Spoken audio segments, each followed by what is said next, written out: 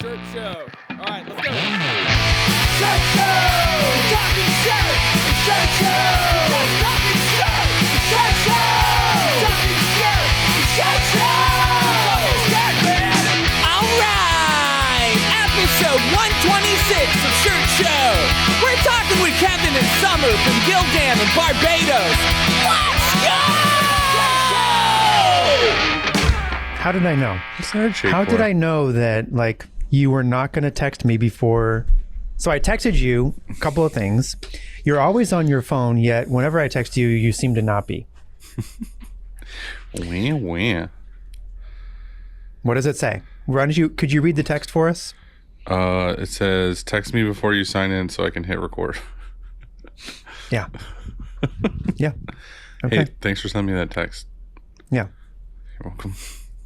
And then what do I hear? Whatever that noise is. And there you are. You're welcome. Check. Hey, bud. Lower that blood pressure a little bit, okay? Yeah. There you go. Let's work on that. I'm the noise in like the yoga studio or whatever it is. Deep breaths in. Through my mouth or nose? Through your nose. And then a long breath out. That wasn't long enough. You're fucked.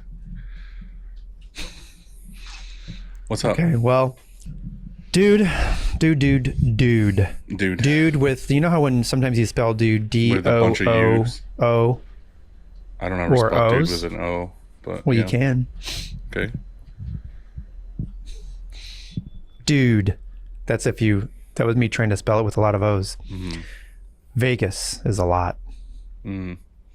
Mm-hmm. Yeah, that cough, that's just from huffing Vegas for a couple days. You're saying like that's not a virus or a bacteria. That's just Vegas. Vegas is the virus and the bacteria. They actually have what's going on? How do you feel? Oh, I caught Vegas. I caught the Vega. Yeah. I caught. I don't know. It was a good time. It was the show was really fun. It was a lot better than I expected it to be, honestly. Mm-hmm. Better how? It was just huge. There was a lot of vendors and there was a lot of people, so it was a good show. Like there was a lot of interaction. I met some really cool people. Lots of deals. Lots of, I guess. Yeah, I mean, there was a lot of people that I had never met before that I talked to and learned some cool stuff, and now we're buddies. And not as good as buddies as you and me, though, right? No, definitely that's impossible. That's Kim possible. But yeah, I feel like all in all the show was great. I feel like I would go back to a Print United show, which is in Atlanta. Yeah, next year. Yeah. So not Vegas, but Vegas is okay actually if you're not on the Strip. Like where we stayed off, it was nice. You were in like a nice arts district, right? We were, and we stayed in a small like 4-story, 74-room hotel, which happened to be right down the street from the best coffee place in America, in my opinion. Ask Eric. So Eric Night Owls is a coffee snob, coffee diva, maybe we'll call it. Yeah, that makes sense. And so am I think, maybe, possibly. Definitely the diva part. Well, let's just say it was really, really, really good. And I think Eric said he drove 10 minutes out of his way just to go to that coffee shop. And hey, Joey, what was your coffee thing called? Medium. The Did Canadian. she just say? I thought she said medium. Yeah, I got a medium. Nope. Canadian, which means it had some cinnamon or whatever, blah, blah, blah. And it was good. And their food was really, really good. We ate there for almost every meal. Like, honestly. That's just it. Like, when you're traveling, here's some advice. When you're traveling, there's two schools of thought or two ways to go about it. You can eat, I want to get variety. I want to sample all of the restaurants and eat them all. Or you can go hit a freaking grand slam right out of the gate, the first one, and then you just stick to it. You just go back and get different stuff. I did that with that bagel place. I went there every morning for breakfast. Why didn't you tell me about that place, by the way? until I was gone. I don't know, because apparently you found your beautiful bagel place. Well, I did. No. Or your no, mine coffee wasn't. place. Right, it wasn't bagel. And so, I love bagels. Yeah. So why? It wouldn't was you? really good. Okay. Amazing triple decker bagel sandwiches. Sounds incredible. Yeah. I wish I would have known. It was good. But that's the way, for us anyway, that's the way to do it. Yeah, you go there, it's fantastic. Just why not just keep going back? Yeah. I was honestly disappointed. Other than the bagel place, I was disappointed at every meal I had. Well, you went to like Olive Garden and Applebee's. I didn't go to Olive Garden and Applebee's. Did you not go to Benihana? I did go to Benihana. Okay, well, what the fuck? What do you expect? I went to Benihana because I went with a bunch of friends, and it didn't matter what the food was. It was the good times and the hangs. Okay, well, then don't complain. Don't be a diva. I'm just saying. I think you're being a little bit of a diva. I'm just saying that in my mind, before I went to Vegas, it was like the reason why I wanted to go there was because of like the food and the Vegas buffet and like all this stuff. Like I wanted to have the Vegas experience of meals. The buffet deal is probably why you're coughing. Yeah, that's true. That's definitely don't accurate. go. Yeah. Don't do that anymore. Yeah. So, yeah, I don't know. Everywhere we went was just like meh.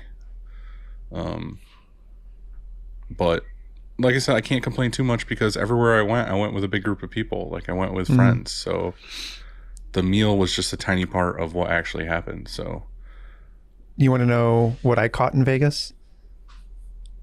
Do I? What'd you say? Do I? Yes.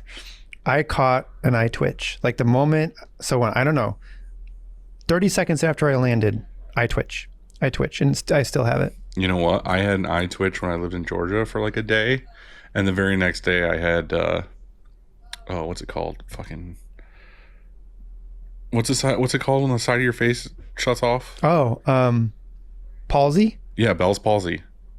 Don't tell me that. Yeah. No. My eye was twitching constantly, and then all of a sudden, like, I went to get lunch that day, and I went to like drink out of a straw, and I couldn't drink out of a straw.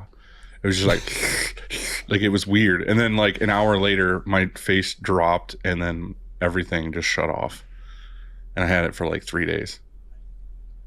Thanks for making me like now. Dude, the scariest part about Bell's palsy is they don't know exactly what causes it. They say it's like nerve damage or whatever. But you can have it for like a day. You can have it for like a week. You could have it for the rest of your life. Like you never know when it's going to go away. No. I thought I saw something about Katy Perry had that, and she was like, yeah, I saw a video where she pushed a button. Yeah, because she's a robot. She's a lizard people. Guess what? Chicken butt. Besides the catching the eye twitch in Vegas yesterday, you know what happened yesterday here at ShirtCon? Bunch of mistakes. Yeah, that's my story. You knew it because no. What happened? No. Don't be mean. I'm not being mean. You asked me to guess. That's pretty mean. Okay. What happened? Oh yeah. Please tell me it was a mistake. Somebody, it actually was a mistake. No, it wasn't. It actually worked out. Somebody said, "Hey Andy, somebody's on the phone for you," and they said that they are calling about an internship. And I said, "Oh, okay." So it was a prank call. Are you being mean or nice? Nice. So I said, "Okay, cool. I'll get it. It's parked on one." And so I pick it up and I go, "Hello, this is Andy." And they said, "Oh yeah, man." So they're Jamaican? I called. No, they're a high school kid, and he's like, "Yeah, man, I called last week about an internship, and nobody called me back. And I have this thing where I need to have an internship tomorrow. Like tomorrow. This was yesterday. Yeah. So today. So today, yeah. So can you can I intern there?" And I'm like, "What the fuck?" So I said, "Okay." Can I put you on hold for a second? He said, yeah. So I put him on hold. I go to the design room. I'm like, "Hey, you guys got somebody for a half hour tomorrow that's going to intern." And then I went to Kyle and I'm like, "Hey, can you have somebody shadow you for a half hour?" And say, "Yeah, cool." So I get back on. I'm like, "All right, yeah, tomorrow, 9 a.m. And he said, "Okay." And guess what? He was here at fucking Brighton, like, what is it called? With bells on. With bells on time. Mm-hmm. Should have hired him, right? You should have. That's full-time job. Tell him to drop out of high school, you're hired. Yeah, exactly. But he was here and he was happy and he was normal. And I said, come with me. I introduced him. We walked in the design room. I was like, what's going on? He's like, yeah, I have an interest in, design and being a graphic artist. Going to college for it. And I said, well, you're at the perfect place. These 3 dudes and dudettes will help you out. Chill in here for 30 minutes and then you'll go with Kyle and he'll show you the rest. And he did exactly that. And then he left. Wasn't that nice of us? Yeah, it was very nice of you. Was. We thought about just putting him to work on Reclaim for an hour also as an option. Just be like, watch these screens. Yeah. How'd your internship go? Mm-hmm. Thanks. I just did the shittiest job in the shop for an hour and then left. You look good. Thanks. Wait, did you decide to grow your beard out like the stranger? I don't know yet. We'll see. See how I feel in a couple days. Okay, surprise me. Mm-hmm. So the stranger, yeah. Yeah. Did it give you nightmares? No, actually. Just creepy, Dahmer creepy. did. We stopped watching it though. You didn't finish it? Nope. And you're not going to finish it? Hey Joe, are we going to finish Dahmer? I got a fuck no. So. Cool. Dude, I walked by the end of one of the dryers yesterday and shirts were coming down and it had a right chest on it. And I'm like, that's so wrong. Like, I can't even look at it. What's wrong with the shirt? Right chest. Yeah, it's weird. Who does that? Frank. That's right. It all starts with a screen. And whether it's new stretches or restretches, Frank and his team do it the best. To find out more, go to graphicscreenfashion.com, FFFFF. Rank.com. Or greatfuckingscreens.com.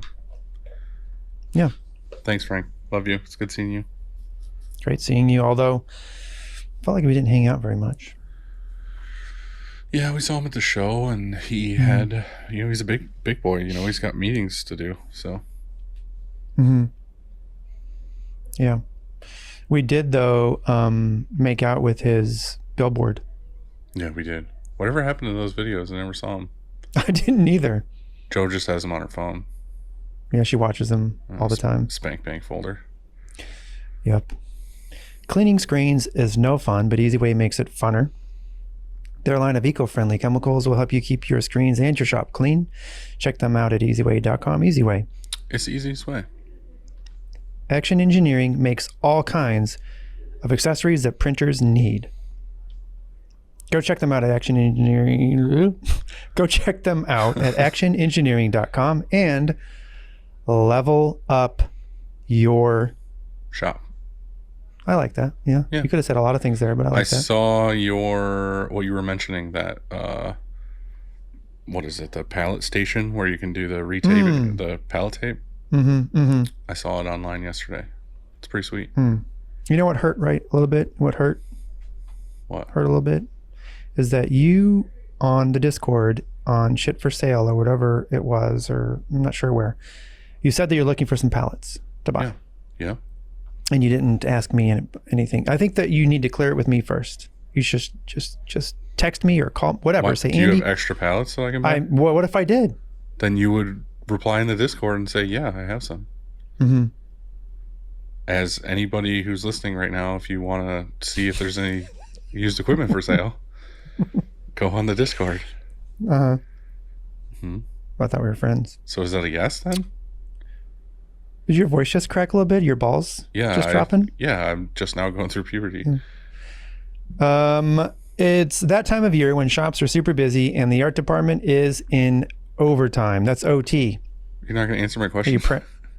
Nope. Felt like I don't feel like it anymore.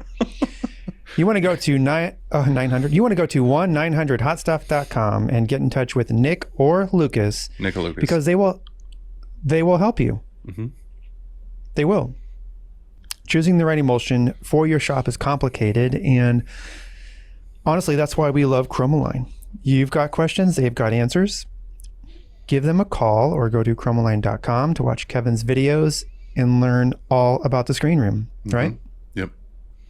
Another beautiful man we saw in Vegas. Who are we talking to today? Yeah, so we are talking to Gildan today. We are talking to two awesome members, Kevin and Summer. We're going to try to get some inside scoop on Gildan, and we'll talk about the board of decorators, and we'll talk about all the things that people want to know. Yeah, So, lovely yeah, put. Excited. Yeah. Lovely. Mm-hmm. Hey, Kevin's here. Yeah. So how long have you been doing what you do? Me? You. Yeah. At Gildan, I've been at Gildan for about 9 years. I think I've been in product for, I don't know, God, how old am I now? Probably 20 plus years, something like that. From Portland, Oregon. Are we starting now? Sorry. Sure, go ahead. Let's do it. Sorry. From Portland, Oregon. So I kind of grew up in the backyard of like Nike and Adidas, and ended up getting a temp job at Nike one day and working there for 10 years and kind of working my way up. 4 of those in Hong Kong. I just love sports and found a love for product with sports and working with athletes and stuff. Dang, that's awesome. And then moved on to Under Armour and worked there for about 4 years, which was a pretty fun, interesting ride. And then I kind of moved home for a bit and went to work for Columbia Sportswear doing outerwear. Now, when you move around between companies like that, is it like a sought after, like, oh, I got to this certain level at one company and the other company wants me for this? Or are you just like, I'd like to dabble here or dabble there? I think a little bit like when I was younger, maybe was a little bit of a sense of adventure and just kind of like getting bored. I get antsy. I like traveling. So for me, some of it was kind of like, yeah, probably let's try this. I mean, some of them were lateral, some of them were going up, but for me personally, like I've always loved traveling. So that was always part of the gig, someplace that was active in that area. And then, a passion for sports or on mountain, like I'm a big skier. So Columbia fit in really well. And, there's always great inspiration trips you go on that you'll never forget because someone else gets to pay for them while you get to go do stuff. So That's awesome. Did you know, I almost bought these shoes the other day, and they were the Adidas 84s. And I didn't know this, but I showed them to a friend of mine who's like this Nike shoe, collector. Adidas shoe? And modifier. But I didn't know this, but that Adidas shoe, that Adidas 84 was, Michael Jordan's wore that shoe, and that he almost went with Adidas on like a shoe deal. And then it turned out to be Nike. And can you imagine if you were Adidas and you'd missed the Michael Jordan deal, what that would be like with the difference in trajectory, your company goes. It's sort crazy. of like Portland Trailblazers not drafting him at the first pick and taking Sam Bowie. That changed the organization for a long time, but yeah, it's crazy. Especially now, like the most sought after thing is like a Jordan shoe. Mm-hmm. I don't know anything about shoes like that. I collect a ton of Vans, so I don't have athlete shoes. I have big guy flat shoes.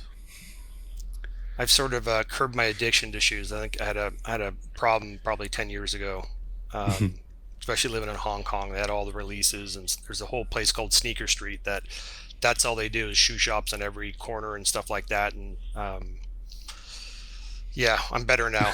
I've got a smaller closet. I'm better now. Those were the dark days. Yeah, I'm not picking up Dunks every weekend or something like that. No.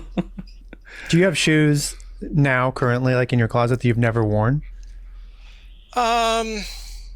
Few and far between. I think my selection has gotten better as far as I'm not that guy who doesn't wear shoes, like he buys them and puts them on, keeps them in wrap. I always kind of, they had to get out, otherwise why not? Why buy them, I guess? But no, not anymore. Maybe back in the day I kept a couple in wraps, but not anymore. I definitely have like 8 or 10 pairs right now that I haven't worn yet. Really, like Vans or something? Yeah. Like I'll go on every so often. I'll get the email of like new collection out or whatever. And I'm like, oh, I really like that colorway. And then I buy them and they just sit in the box until I eventually like grab them. But you plan to wear them. I plan to wear them. Yeah. It's just like, you're going to resell or something. Right. I'm just going to like, I just like the shoe and I want to wear it. But I also feel bad because I'm like, oh, I just opened those and like, they're totally still good. Like, why open another pair? But I did buy them. I have to admit, discovered Vans late in life and super big fan. Like really impressed how comfortable they are and durable, and like Yeah. I don't mean skate at all, but I mean I just super impressed Yeah. how well they're made.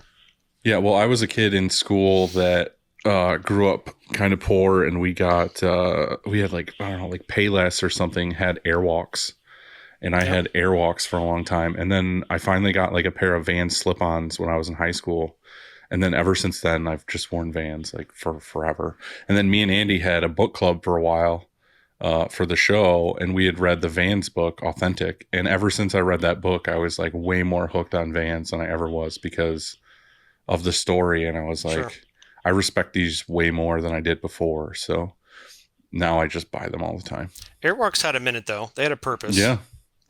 They were cool enough. Yeah, that's what I mean. I had the price, cool right? enough shoe. Yeah. Yeah, I felt decent about wearing them. So you did all that stuff. Was there anything that you kind of learned from those companies you worked for that kind of got you to where you are, or was there something that you were striving for?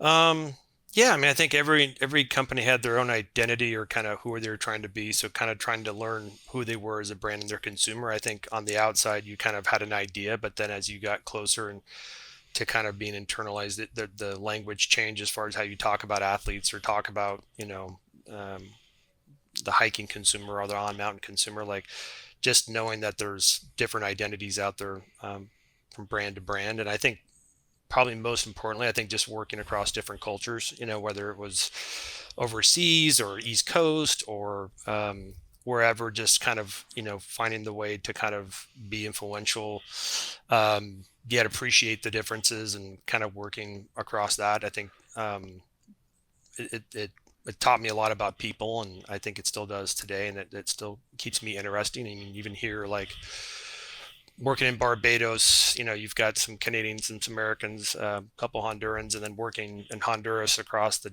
Central America, or even working with our counterparts in Bangladesh and Europe, like in Asia. Like it's a lot of different cultures, and you try to learn from them and work with them, and get the best out of them for the best end result. And so it's definitely always interesting. I mean, just the holidays alone, knowing who's on holiday in Honduras versus Barbados versus Bangladesh or Europe, like it's always, or the US. We're on Barbados holidays here, they're on US holidays up there, so it's always interesting.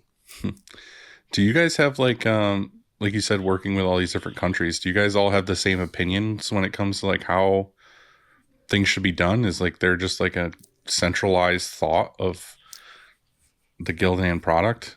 Yeah, I mean, process wise, there definitely is. I mean, everything kind of originates out of Honduras, and they have a pretty big Bible of processes and how things are done, like down to the time studies and stuff like that. So when we duplicate something from country to country, it's as close as it can possibly be, as far as Right. process and ingredients and stuff like that. I mean, they're even down to like, making sure they test the water to achieve the same pH values. So when they dye stuff, like that's really critical, or how they adjust to that. So yeah, I mean, but we're very process driven, and I think is a great thing. And I think people are very clever when they need to adjust, but generally it kind of originates, from Honduras, from the mothership down there, when things get adjusted, because you could get off kilter pretty quickly if you kind of go rogue and stuff like that and start doing something differently. Like the main thing is to be consistent Right. and make it repeatable and stuff like that. Because once you get making stuff, we make a lot of stuff, and you don't want to make the wrong thing, I guess is the point. Yeah. That makes sense. We have that issue here sometimes. Even like we print a lot of catalog fronts for a certain contractor, and then they intake them and store them in this giant warehouse, and then they'll print the backs. But they have, like their colors have to match. So if we're using Pantone, whatever, There she hey, is. We're there. Finally! Finally! well, to finish my story, it's just a huge challenge to match a Pantone from one shop to another. You wouldn't think it would be, because it's a universal recipe. It's this many ounces or this many grams, and mix it and there you go. But it's not the same sometimes, Yeah. or it could be that their underbase is different, and so it's it's a huge challenge, but we usually get it really, really close. What's funny too is like at Print United, I had talked to a dude that used to work for Pantone, and he was talking about how like not even the books are printed the same. Like if you had 10 books lined up, like the colors would look different even though there's the same one. And it's like the whole point of having the book is so that the designer across wherever in the world tells you a number, and then you have your number and you look at it and you're supposed to make it and match it. Like if those aren't the same, then what the heck, like what are we even doing? Like it's just a reference. It's not like an exact match. So you might make an exact match what you think it is, and then they go to make an exact match to what their thing is. That doesn't mean that they're a match together. And this may not be a Gildan topic, but I'll how frustrating it is when you are dealing with a designer, let's say, and they have chosen a certain Pantone and it's off of their monitor on their iMac. And they don't have the Pantone book or anything. They've never even seen it or even maybe heard of it. But you're mixing to this Pantone color and it's way different than whatever their monitor is, and then it's rejected or something, and so it happens here sometimes. That was our whole discussion, because the company that he works for now sells like those calibrated monitors. And then he was showing me this little, I can't remember what it's called now. It's this little Pantone makes it. It's it's like a little thing that you can put over a color in real life, and it will tell you what Pantone it is and that's neat. What the like makeup is, and the percentages of everything. Yeah, it's like a little thing. And then, so we were talking about getting one of those, and then the calibrated monitor, and just like having it in just the art room to make like special, if someone brings something in and wants to match, we can get a better judgment than just us and our eye and, a random monitor. Do you all use coated Pantones or cotton jersey or woven fabric Pantones? Which Pantone do you use? Yeah, we use coated for plastisol and we use uncoated for water-based printing. Okay. But like I said, it's not necessarily that like the printers are having issues. It's the end consumer is like looking at their mock-up on a phone or, a monitor that you never know what it is. It could be a $80 monitor they bought at Walmart. Like it doesn't mean that it's going to look correct, or they might have their brightness jacked or whatever else. So, but also for printers, a lot of times, if you can anyway, and you have the time, is that you want to have a Pantone, like you said, you really need a swatch in your own shop of a Pantone printed on a t-shirt, direct to t-shirt, and then also a Pantone printed on an underbase, because they're different things, and so that's crazy time consuming, because it would be great. It's good for brands because maybe they work within 20 or 30 Pantones or something. But as a shop, how are we supposed to have all of the Pantones, like printed versions of them or something? It's like we made that one. We made that one here that we took like 40 of our most used colors, and we did that. We printed an underbase, and then we did underbase versus not underbase of each color on a shirt, on white and on black, so that our customer service people could look at that and be like, well, this is what it looks like printed. Oh, that's good. Kind of your swatch but other than for doing printing, that, right, like how basically. Yeah, just for printing. Yeah. But Summer, the reason why we were talking about this is because Kevin was talking about trying to, the book on making sure that all the locations have the same recipes for like dyeing or anything like that. Summer, we kind of got a story from Kevin on his background. Do you want to go ahead and take it away, how you got involved in all this? Oh, sure. Well, I've been in this kind of printwear industry for that many years, double-digit years. But I've worked at a few different organizations. I started my career at Russell Athletic, doing team sports. Never played sports.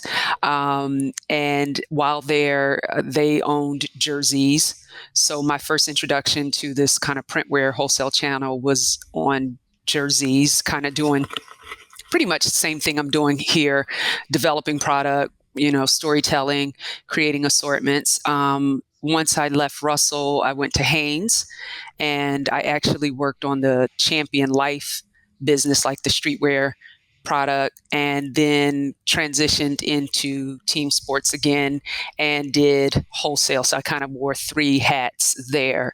But this was before Comfort Wash even existed. Or some of the newer products that they have now. And then I came to Gildan 9 years ago to work with Kevin and the team on building out Gildan. And at the time, we were in growth mode. We had just acquired Anvil. We were moving beyond open-end product and really building up our ring spun. That was when the 64,000 was really growing. And then after that, it was just like a whirlwind. There was All Style, there was Comfort Colors, there was American Apparel, all these different brands. We even built our own brand, Prim and Pro. And so it's been a wild ride. We've done a lot, from launching new brands, getting into retail, e-commerce, and then back to printwear again. So that's kind of my quick story in a nutshell. Summer, what does your day-to-day look like? What is it like? What are you doing on the daily to do stuff for Gildan? Well, on a day-to-day, usually we're coming in. I'm kind of, now that we have BOD, working with you all. The other thing that's a big part of our business is kind of the strategy building and looking out, 3-5 years down the road. But I'm over the front end of our business. So our merchandising, design, and product development, everything up until we start production. And then once we start production and back in, I'm more in a consulting role, but we're really kind of, what are the colors that we're going to offer? What are the new trends? Where's the white space opportunity in our assortment? What's kind of a dead dog and we need to get out of? What are we hearing in the market about what's next, or either maybe quality issues that we're having? So we're addressing that. Really just kind of guiding a broader cross-functional team of people to provide direction, keeping the product in mind, and being that outwardly facing person to our customers and our end consumers like you all, to ensure that we maintain the integrity of the product, and any decision that we make is kind of thought out. Okay, if we do this, how's this going to affect? And you know what? Everybody likes this, but and trying to navigate making all those different decisions. So it's really literally, we're going to do this shirt. It's going to be this spec. We're going to offer it in this color. It's a lot of This is planning. when we're going to launch it. All of that. Yeah. So Kevin, what is it that you do at Gildan? That's a great question. No, I think it's more, Summer explained day to day really well. I think it's, what I'm trying to do is kind of help take what the product roadmap looks like and how does that fit into our supply chain? Where does it fit into where we're making investments, either in machinery or geographic regions, and then kind of look across all of activewear. So not just wholesale, but retail, also retail.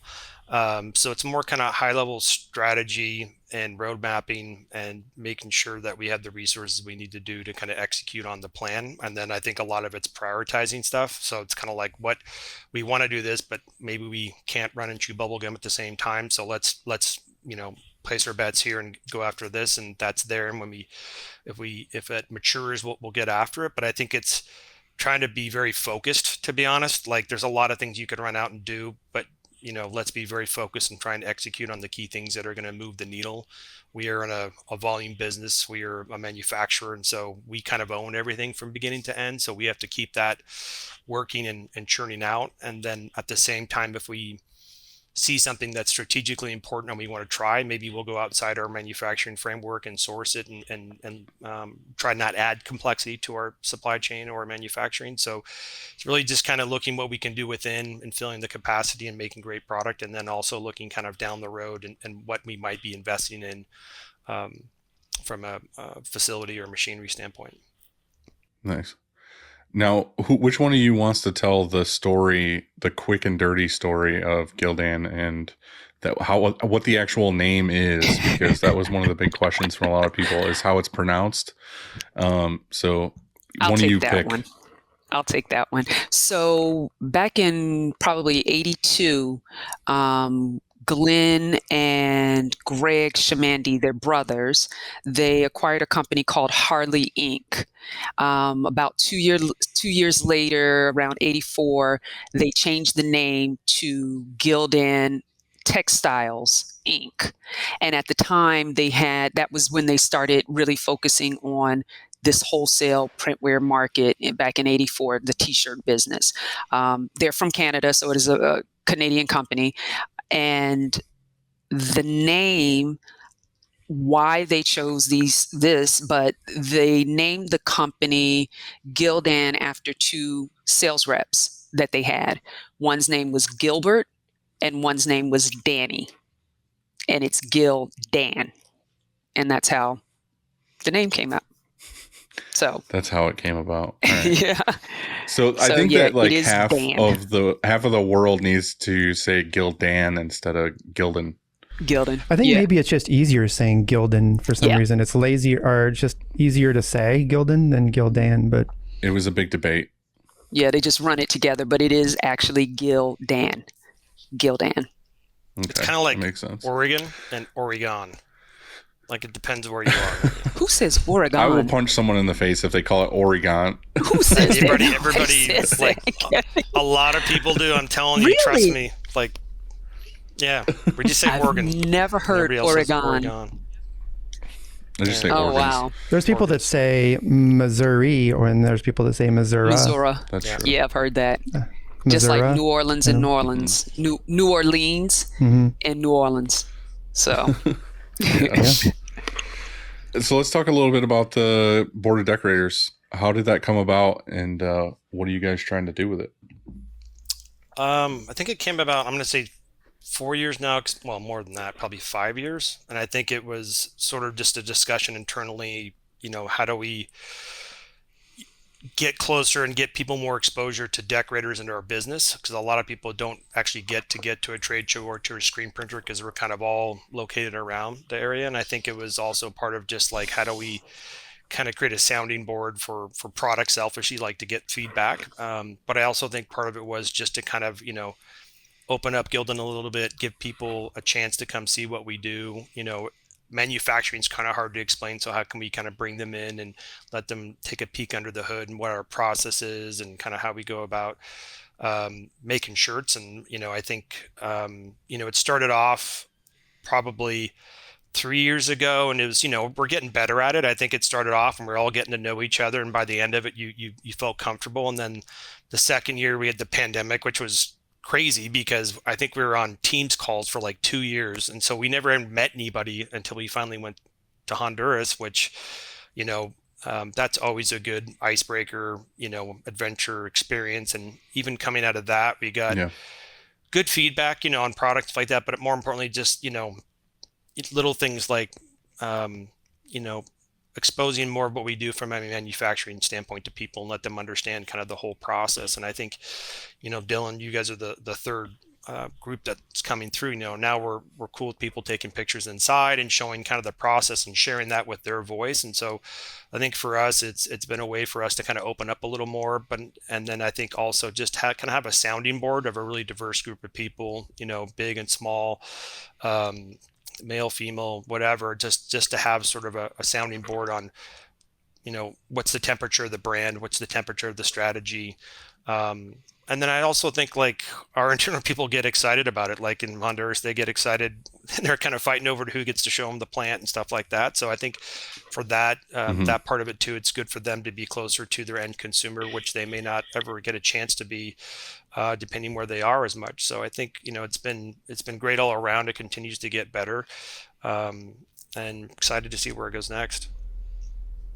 Yeah, I think most people don't realize that you don't really have a lot of the end consumer feedback, or you're not in touch with the end consumer that much. Most of your stuff is B2B, and so how do you talk to that person, and how do you go about getting feedback or even getting different ideas? Like one of the ones we're going to talk about later is tearaway and stuff like that. How do you get the information? And so I guess the BOD, that's a way to do it. Yeah. And like even just going, like how else would you get that opportunity to see the factories? You guys don't open like regular tours for people. No, So but I think it was a customer thing, right? Take our biggest customers down, let them see what we do, and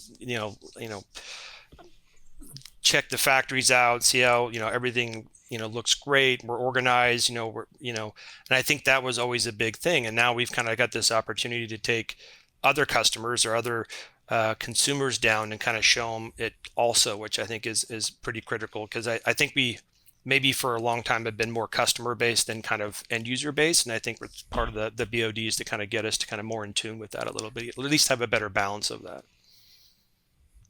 are you discovering that like it's making a difference in how you guys are viewing like product lines? Because you said Absolutely. before, like you would just deal with the distros directly or the large companies that are buying the retail stuff, but you don't have the end, like the decorator really in your face talking about the issues that they face or things that they like to print on or what their clients are seeing that they want as far as a product. Yeah, and one thing to quantify on that is that I don't want it to be, I don't want everybody viewing this to think we only talk to our distributors and they're going to tell us kind of what they want and dictate that. We do get out in the market. We do visit decorators.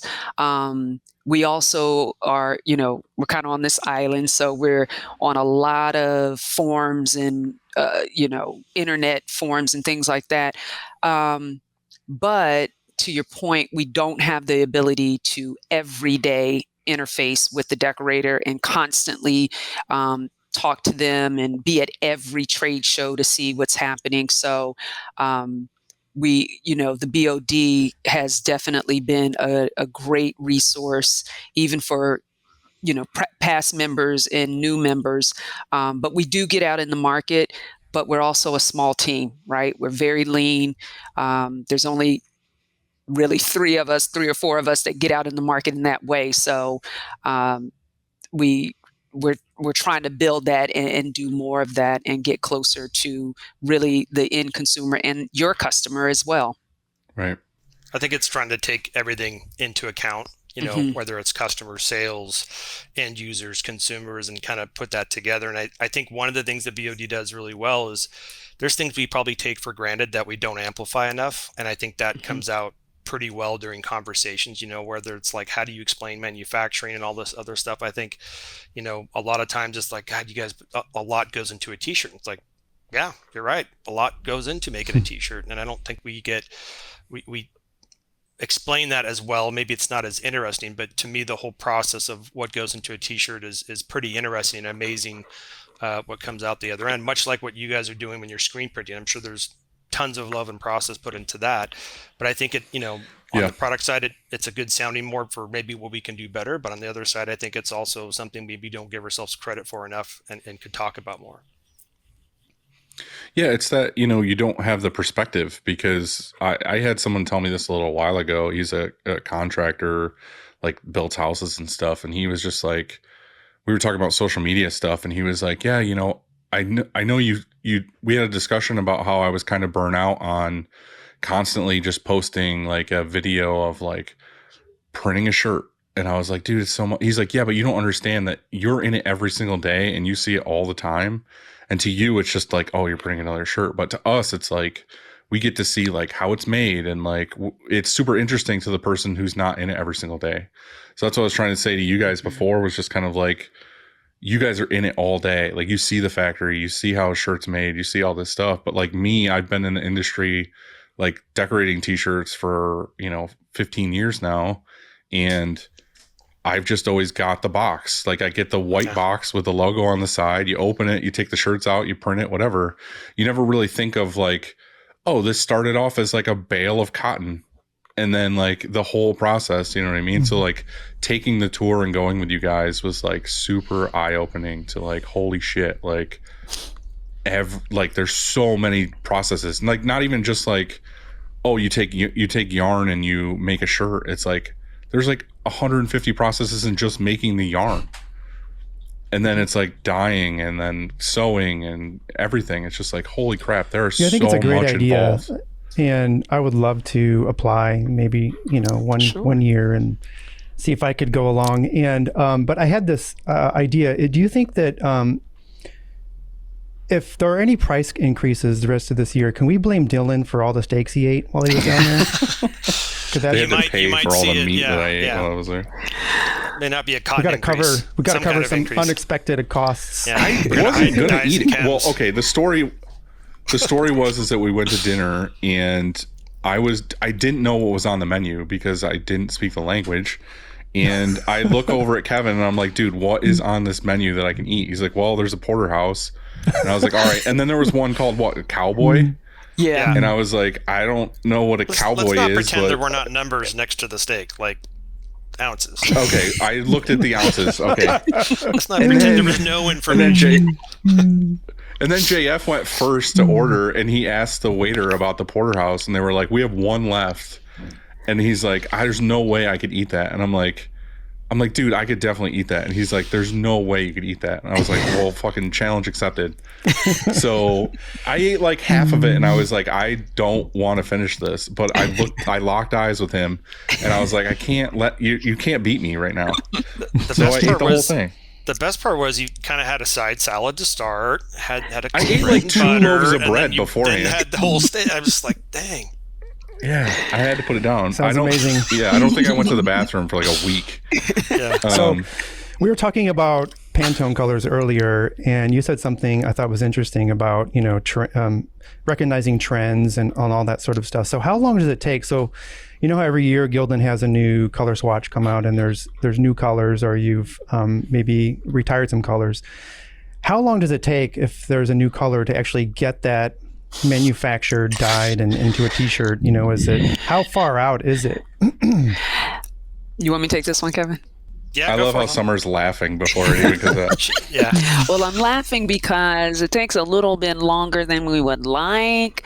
But there's good reason behind it. There's a reason why you can, get a Gildan 2000 color red from 6 years ago, and it's going to look within reason to a Gildan 2000 red of right now, because we do extensive kind of quality checks and ensuring color fastness and, all these different things to make sure that we have maintain that consistency, and we hang our hat on consistency year after year and not shifting colors within a fabric. Our process is anywhere from, if you want to include the entire process, I would say 18 to 12 months before we deliver product. And that's including Dang. all the research, the market shopping, the assessment, the set, it's a lot of processes. So we really have to look far out to ensure that we're not too late. I think this channel is getting a lot more closer to retail, and our end consumers, your customers, are really expecting things that they can get at retail. And sometimes we're, spot on, but sometimes, we may be a little bit behind on getting something out. But I think our comfort zone is ensuring that when we do get it out, it's right. And you're not sending stuff back because this new great tee that we came out with in color peachy is bleeding all over the place, or doing something that, doesn't shine a good light on us. So sometimes we're a little closer to the mark and we can do things within 6 months. It just depends on what it is and the resources and, kind of the focus behind it. I was going to say, I think end to end, we could do it in 4 months, probably. No problem. I think what limits us sometimes is how do you get it to the market and then talk about it and getting people pulling it through and buying it. So like the catalog process and printwear is kind of always been a 1-year thing. So we kind of build everything around that one launch, let's say January. If it doesn't get in, and I think it's changing to where it's more digital and they do multiple digital catalogs to get like a second book, if you will. I think that's just an industry thing we have to kind of adjust to. We don't ship direct, so it's kind of hard to kind of get it out there unless you go through distributors. So a lot of times we want to make sure we have the right color and then line it up with when we're going to get our biggest bang for our buck as far as eyes on it, which, is January, and the new catalog, I think, generally comes out in September or something like that. That seems to be the key point in times when you can get visibility to something. So we could probably run faster, but somewhat of the catalog or the annual process gets dictated a little bit by by when we release stuff. How do you go about finding a trend like that? Like something, like this weird random color is going to like be current in a year or Yeah. a Well, year and a and half or that whatever. kind of ties into that 12 months, right? So I'm looking at like fashion runway trends now for things that are going to come out, let's say next spring, or when we get into the spring, we're looking at next fall, or the next year. So we start there, and as we know, things kind of trickle down, right? So you go runway, you go ready to wear, you go I'm going to say like Banana Republic, J. Crew, all the way down to Mass and Banana Republic, I would say, are about neck and neck. So we kind of look really, really far out, and they're going to be really far out type trends, but we'll kind of look at key colors and things that are going to happen, because by the time we bring it out, it'll be coming into the masses, at the H&Ms, the Zaras, and things like that, where everyone is seeing it.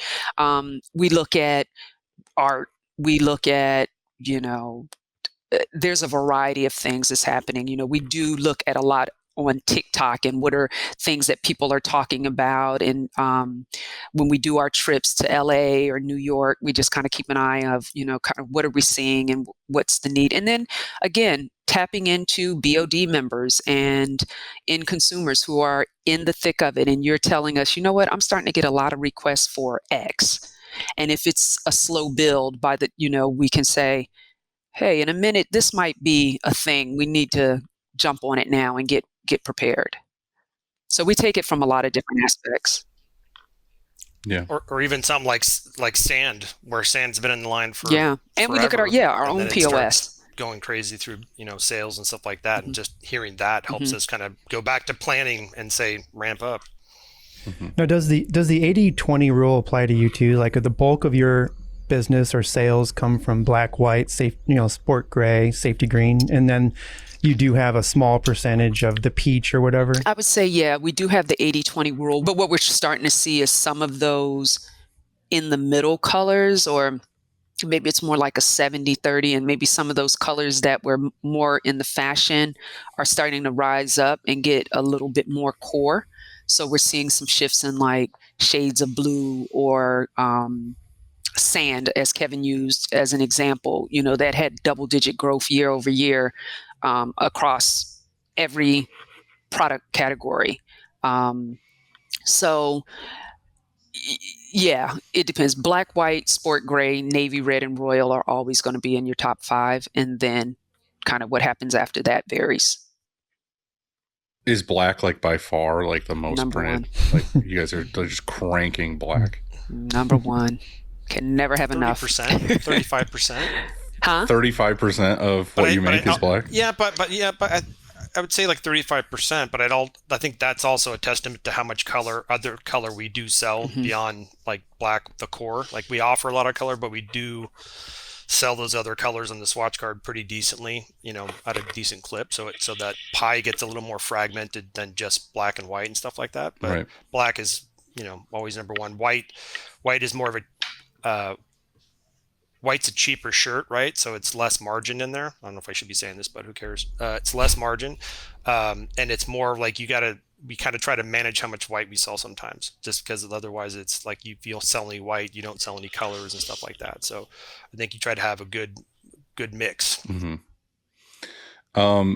Now the good thing with you guys is that you kind of control the whole process. Like you are, you do like the yarn, the knit, the dye, the sewing, everything. How did that come about? Was that always the plan? Is there, you guys are thinking about adding more onto that, or can you add more onto that?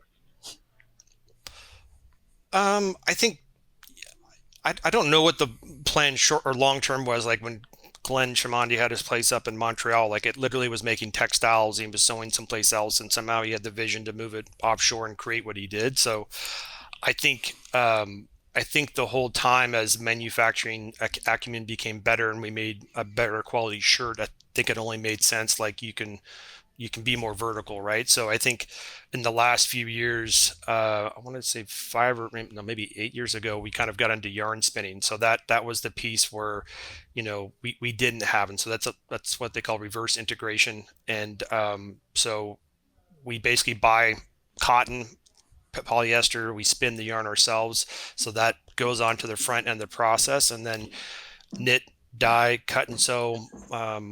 Almost 85% of our product internally. So as far as where we are today, yeah, I think we bought another spinning mill last fall, I want to say, or something like that. So we're pretty well integrated there. I mean, the only other places that you can add on is to become a distributor or something like that, or become a cotton farmer. But I don't see that happening in the short term or near term. I think right now we're just trying to kind of hone in on um, what we've developed. We're building a large plant, our larger plant over in Bangladesh. So we're kind of looking at how we can scale that over there to make more ring spun products. So we're excited about that. And I think just with all the stuff that's happened in the last couple of years, you're trying to like just stabilize, and get consistent and back to kind of business. I think there's been a lot of things thrown at everyone from a supply chain standpoint and pandemic and all this stuff. So I think it's just like, when do we stabilize? I think is what we're all looking forward to before we can kind of think about, do you go forward or reverse and stuff. Yeah, I think for me personally, like one of the most exciting parts of the trip was the North Carolina for the yarn spinning. Just to see like that whole process. Like I said, you walk in and there's just like raw cotton bales, and then they're all laid out, and then they go through and it's the whole process. And then you go to, all right, one facility is doing combed and ring spun, and then the other side is doing carded open end.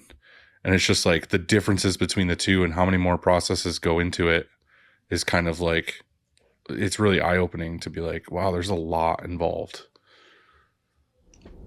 Sort of like being a beer brewer, right? Like you've kind of got one plant that does one thing, another plant, and it's all kind of a blend and how they doing the blend lines. It's a very automated process, which is good and bad, I guess, because you still have line breaks in your yarn and stuff like that, and someone's gonna go retie that back on. But yeah, it's pretty interesting. I mean, I think they've acquired some really great facilities. It's very state of the art. Like they always look top notch and sharp. So I don't from that standpoint, they hum pretty well. Well, that's like your point on that was one of the things that like me and Steven had noticed was like how automated it was and how like state of the art that facility was. Cause we saw like 12 people in that building.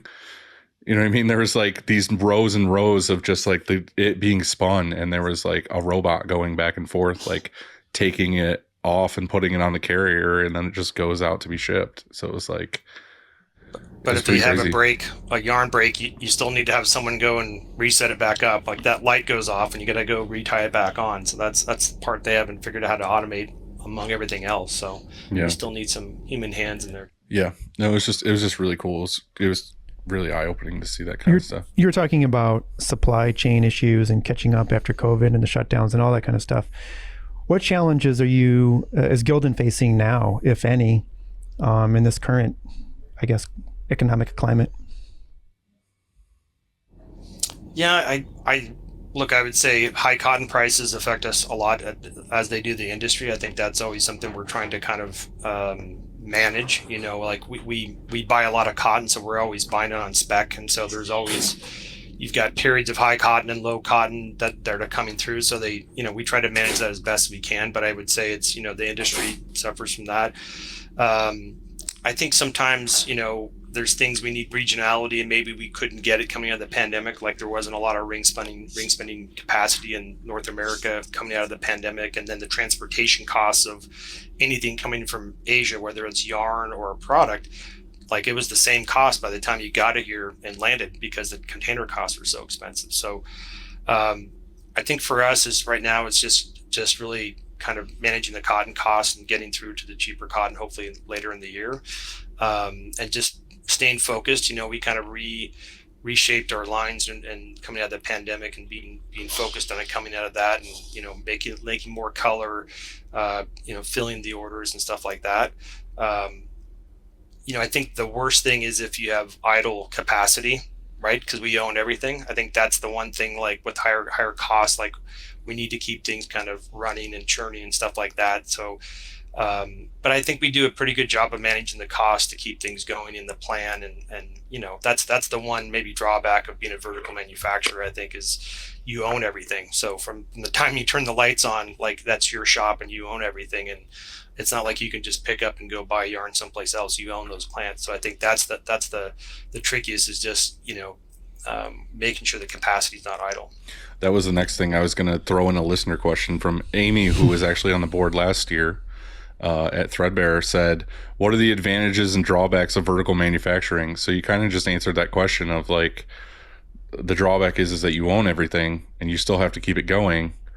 And then the advantage, I guess, would be you own everything.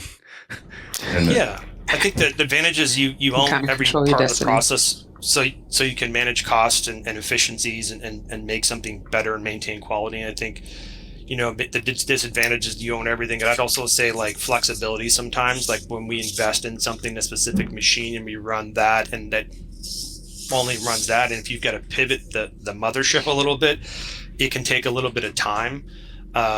So from that standpoint, it could be slower. I thought about that a lot, like with my shop, idle capacity, because we work Monday through Friday, so here we have this building that we're paying lease on. We have equipment, which we own, but it's there. We paid for it.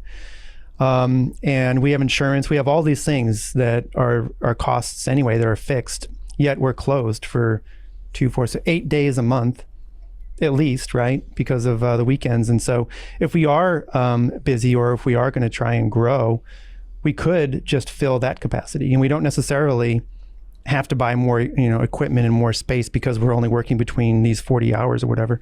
But it's much harder, like for a small business anyway, I think, or maybe it isn't. Maybe it's hard for you guys too.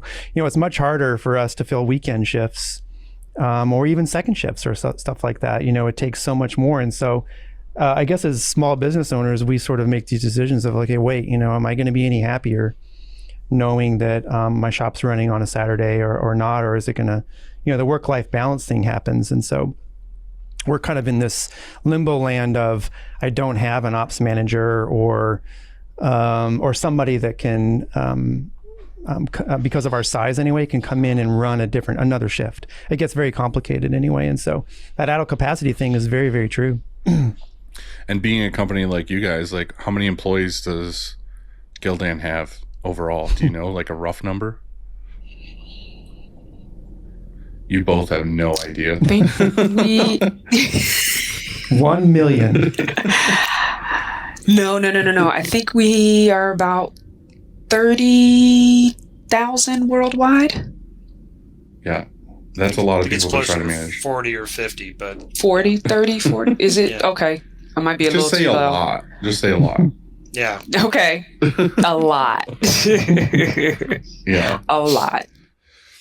Is it common? Like, I don't know. Is it common for other manufacturers to do what you guys are doing with like doing the whole thing basically? Do you know? I mean, you guys have worked at some I'd other probably brands. probably say not. Well, so if we go, I would say no.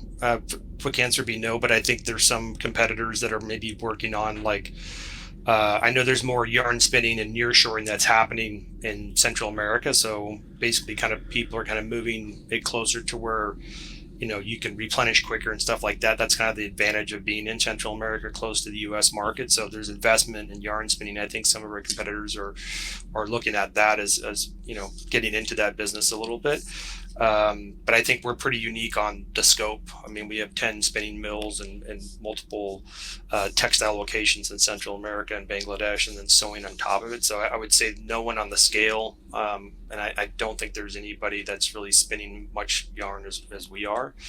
I would say, so that's the unique part about us. So most brands you buy are probably sourcing the product we call full pack. So it's a shirt, you buy a shirt, or they're buying the fabric. Maybe some are buying the yarn, but most of them just want one PO and they're buying from a factory, probably a sewing factory that has a relationship with a fabric mill or a yarn mill and stuff like that. Right. So it is rare to be, fully vertically integrated brand and selling wholesale with all the components that we have. Mm-hmm. Obviously, that gives you some advantages to, if there is a shortage in this or that, you guys have it because you're making your own, right? Yeah, I think Like Gildan would come first, you know what I mean? Like if you wanted to make something for you, you have your own stuff. Whereas other people are trying to source yarn and they're trying to do this and that. You're like, well, I'll just turn the machine on and make some more. yeah, I think no, we definitely have that ability, and I think we have enough flexibility within textiles and kind of spinning to kind of change what we need for that day. Generally, it doesn't happen overnight, but we have the ability to kind of do a different blend line or change out the yarns on the textile knitting machines to do something else, so we can adjust pretty quickly. And you kind of have to. I mean, think about the last year, all the things that have happened. I think we weathered it really well because we had two locations going, whether it was North American spinning, or also we had an operation in Bangladesh that was able to continue to service Europe and Asia product, and even some US products. So that sort of diverse manufacturing ecosystem that lets us kind of flex differently from geography to geography when we need to do that. So, To tear or not to tear? We talked yesterday a little bit about the idea or why you'd want to keep a label or a tag in a shirt. And I thought maybe you could talk on that a little bit, because as printers, printing for brands, a lot of times we like tearaway so that they can put their brand in there and it looks like their brand. However, I would argue in some cases that's a disadvantage, or that's a devaluing, in fact, the garment, because, for example, sometimes we print on Champion. You mentioned Champion earlier. Maybe we shouldn't mention that, but sometimes we print on other brands, and it's good. So Comfort Colors, it's good to have that on there. It's good to have that tag on there because the customer recognizes that, because it has universal recognition of value. And so maybe that's good for the brand, even though they want their brand on there in addition to. Does that make sense? And what are your thoughts on that? And or will, I know this is a long-winded question, or will you change to a tearaway option on, say, Comfort Colors, for example? So we've pondered that quite a bit, and to your point, Comfort Colors for us kind of is a brand. It has a unique following, a end consumer that really gravitates towards it and looks for what's next, and is kind of always on the pulse of Comfort Colors, and they're comfortable with what Comfort Colors has been for them. Our label has been kind of that seal of authenticity for them as well. The other side is the decorator that loves the product, but maybe has a customer that doesn't care about the label and wants to take it out. I think where we are right now is kind of quantifying what's where the opportunity is for that. We don't want to hurt the brand of Comfort Colors by going to tearaway, and maybe there's a consumer that might think we're cheapening the product, or making it less than by going to a tearaway. So we feel the pain points of the decorators that want that tearaway option, but we also want to kind of stay true to that original customer that loves that tag and that label. So we're exploring options and ways to make everybody happy, and hopefully we'll have a good answer really soon for that. Good luck making everybody happy. No, well, the majority of people happy. Happy. Yeah, he's trying to make me happy. Well, the thing is I have a listener question that is kind of a similar question that I have. This is from Flip and Sweet and My Print Shop Live. Do you think anyone will ever develop an actual tear out label that doesn't rip the garment or leave a million strands of tear out left behind? Mm-hmm. Also, two parts to this is, have you ever thought about moving the tag to the bottom or the inside, maybe on the side seam, so that the tag is still in there and still says Comfort Colors, but the neck is available for relabel? I'll take the second half, Kevin, if you want to take the first half. Go ahead. The thing about the label and the neck, as an international company, we have certain guidelines that we have to follow, like with customs and shipping, and you have to have kind of that country of origin and information in the back neck. But The it other has to be thing, in the neck. It can't be it has to anywhere be else on the garment. visible. It has to be visible. If they open a box, they have to be able to see country of origin and content of the fabrication. Okay. And that's even from shipping goods from, our facilities to the US sometimes, and all the different countries that we ship to. So that's kind of one aspect of it. The other aspect of it is that when you have seamless product, putting things in different locations. So let me back up. Moving it away from the center neck and trying to put it on a shoulder then becomes a little problematic because they got to dig and kind of look for it.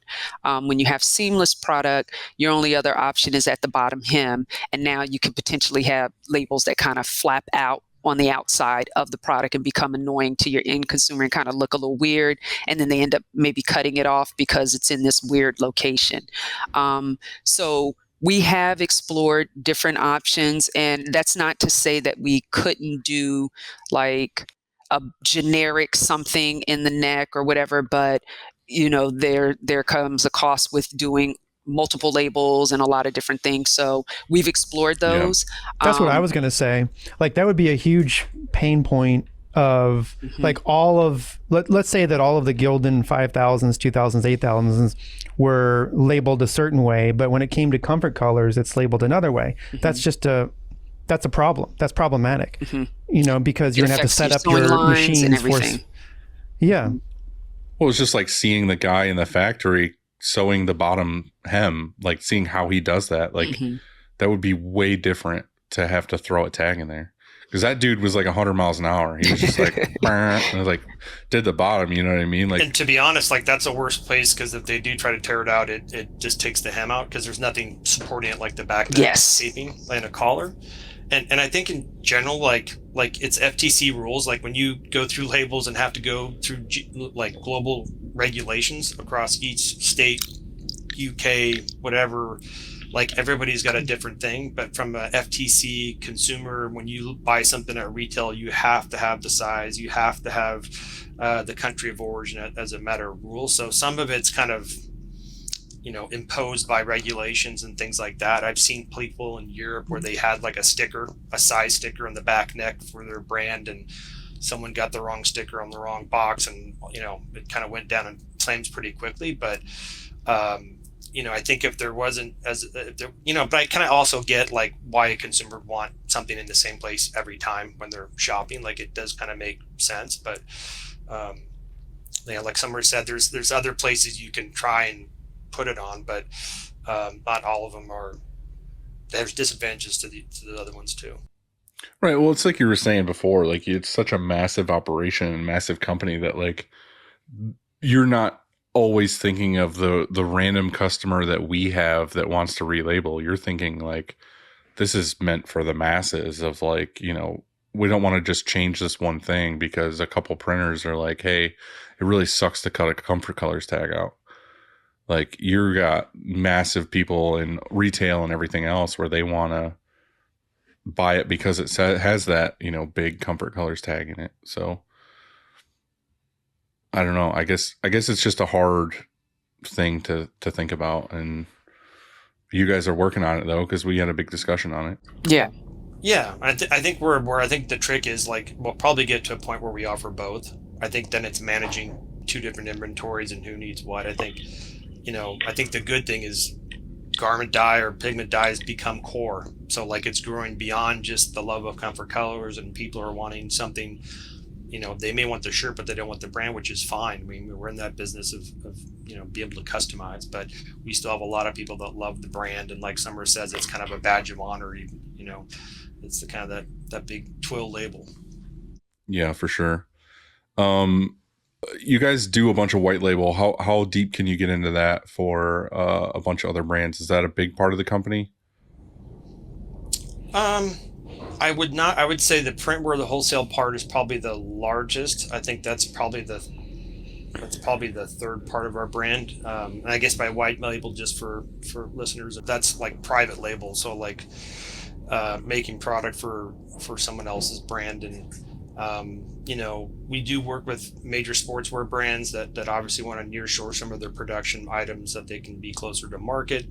We work with a couple of retailer private label programs, but they've all got to be decent volume. They've all got to fit into our model. A lot of times they're kind of reskinning fabrics we already have, and maybe it's different color, different fit, different neckline, or different label, obviously. So we try to make it kind of work within everything we kind of offer. There's probably a few special things we do.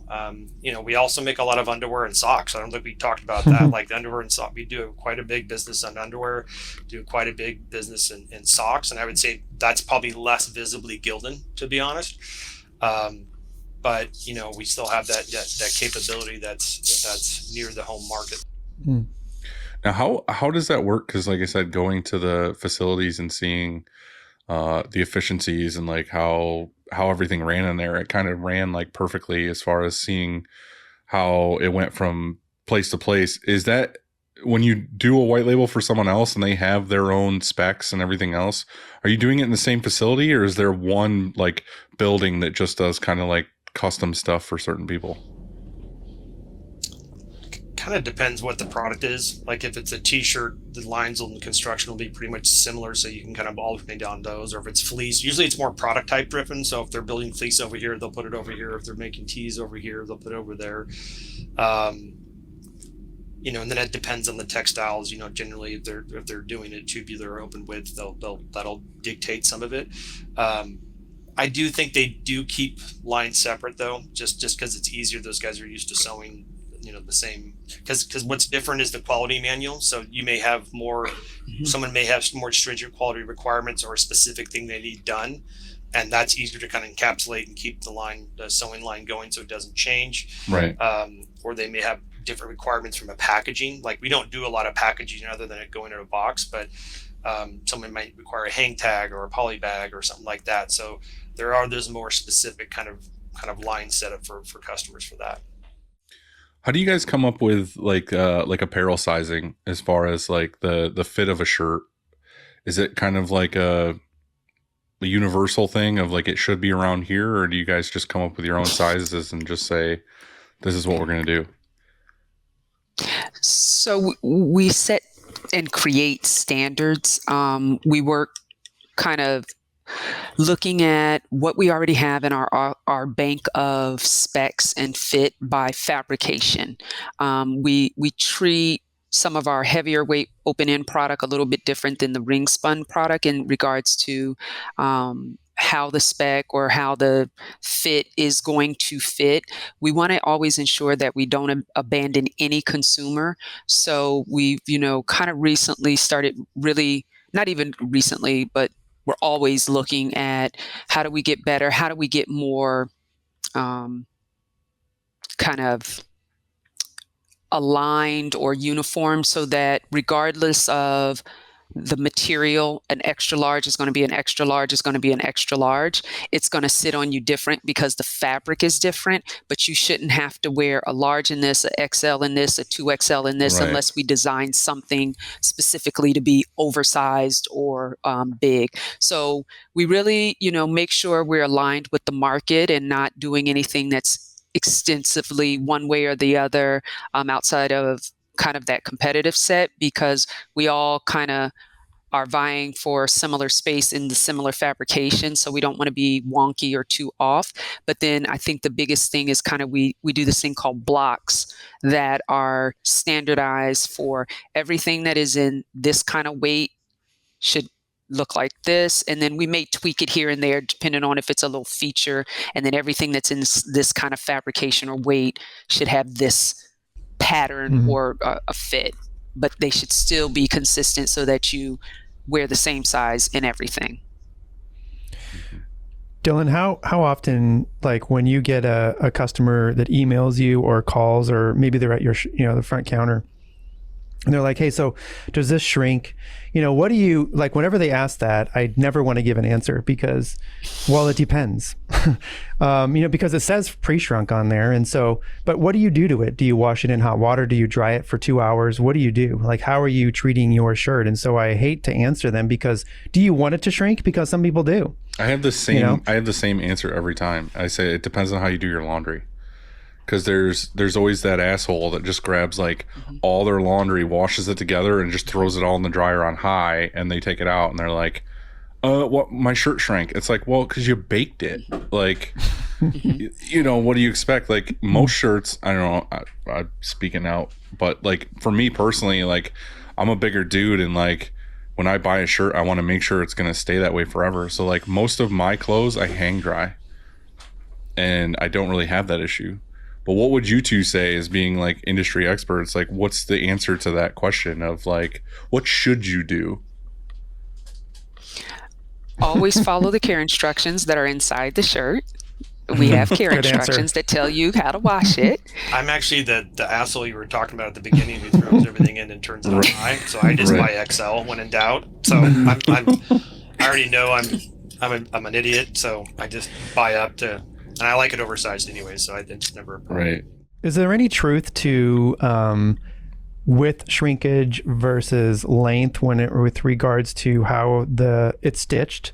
You know what I'm saying? So, you mean like the reverse weave? Yeah. The weave in it's going to shrink width-wise, or you know what I'm saying? Like, is there truth to that? Usually, you'll have items shrink in both directions. But you're going to have usually more shrinkage in the length than in the body. Well,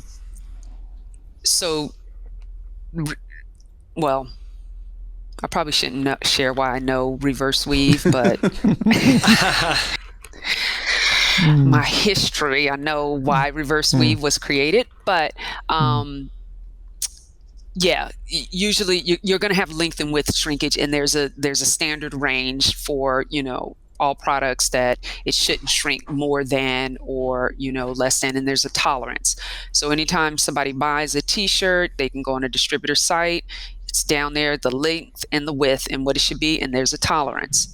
And that's every brand puts that information out, and anything that is excessively over that, then in all fairness, there's a problem, but it shouldn't exceed that.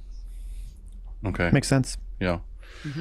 Summer, something we had kind of talked about a little bit was the difference between the visual of what is seen as a cheap tee and what is seen as like a premium tee. Do you guys want to elaborate on that a little bit of like, I guess what the differences are, or is it just a marketing thing, or what's what? Well, I think what you said, or Andy may have said, sometimes it's perception, and it's what's been marketed to the decorator or the end consumer as it's good.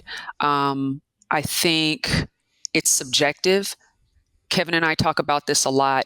We might have a tee that is seen as cheaper. Maybe the sleeves are a little short, or the fabric isn't ring spun or whatever, but because we love the graphic, it's our favorite tee.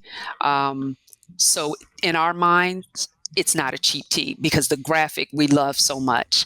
But I think it is subjective. You can argue cheap tee. To me, cheap tee means fall apart and, turns into tissue paper after a couple of wears, and I don't want to wear it, or it doesn't maintain its color, or, it completely falls apart, none of which Gildan products, we don't often hear that, or I've never heard that happen. Right. But then also people perceive premium as ring spun, side seam. Really, I've just heard ring spun, side seam, and because someone told them it was premium. Right. So I really think it's subjective to what you like and how it fits you. Yeah, soft. But again, there are people that like a boardy, kind of heavy, old school tee, and that is considered quality and high value because it kind of has substance to it. So it's really, I think, is subjective. If you love it and the fit is great and your graphic is great, in my mind, that is what conveys premium. I think it's twofold though. Is it's kind of like cheap in general too. Like for us as printers, like isn't necessarily that it's the like cheaply made. It's just that like a G5000 is probably one of the most inexpensive shirts you can buy. Like when someone comes to you and they're looking for a budget tee or a fundraiser tee or, you know, whatever, like the G5000 is like the first on the list because of the price point on it.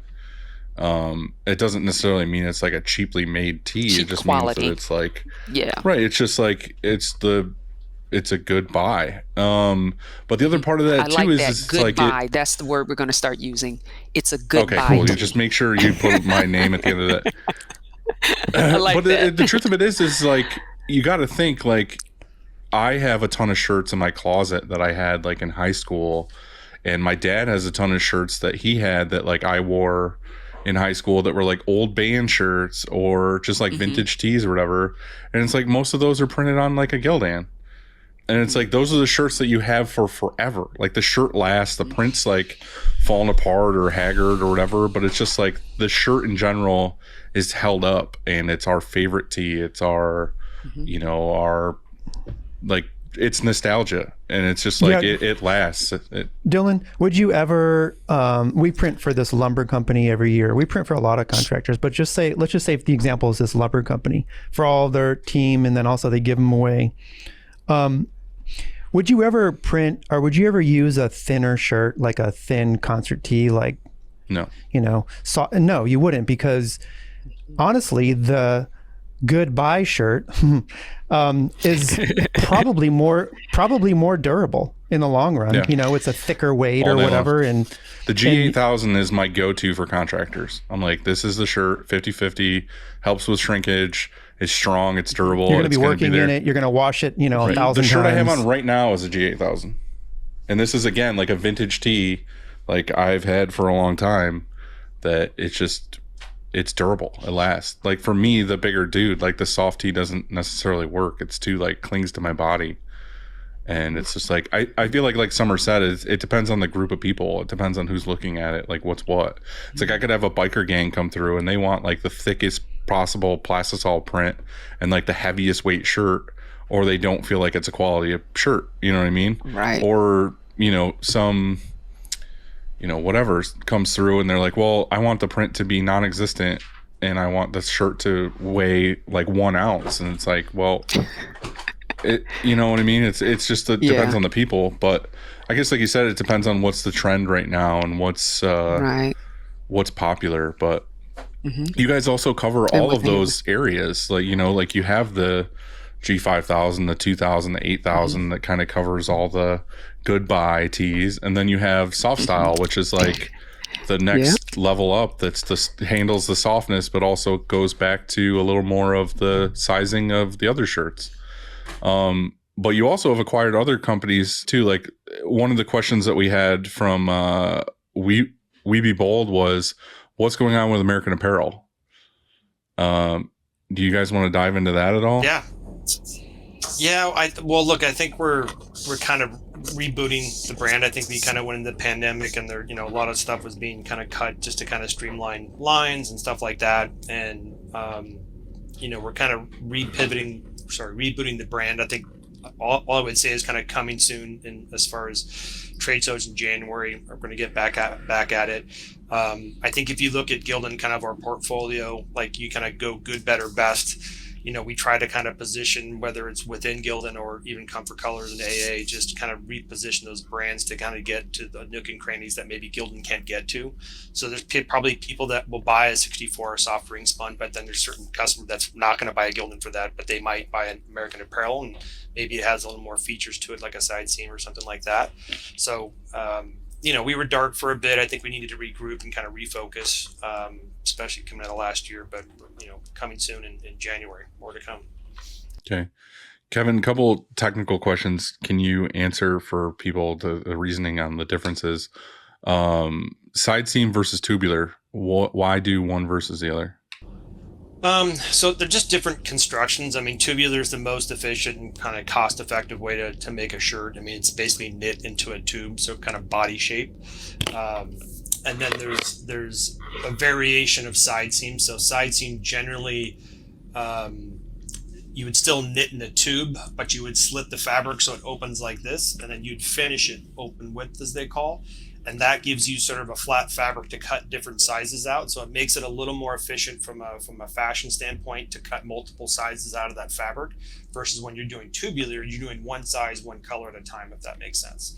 So really, the side seam is added value, I would say, perceptive added value. If you feel but is it really though? Because it seems like it's better for you in manufacturing.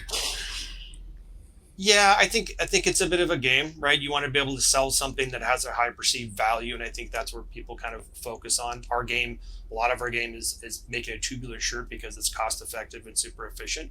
But there's definitely a retail market for side seam and people who value side seam. And I'm not going to say it's everyone, but I think we always internally talk to ourselves probably more than anything about, how much do people think about that? I mean, I kind of put it back to you guys. How much do you guys think about tubular and side seam? How much are your customers asking you for that?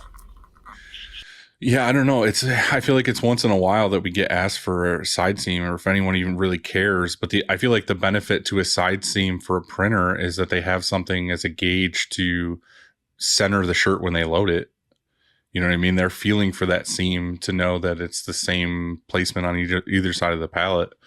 But is there like benefits and drawbacks to either, as far as like QC issues? Like, is a tube going to twist or? Yeah, I mean, you won't. Here's the thing on tubular, like I said, it's cost efficient.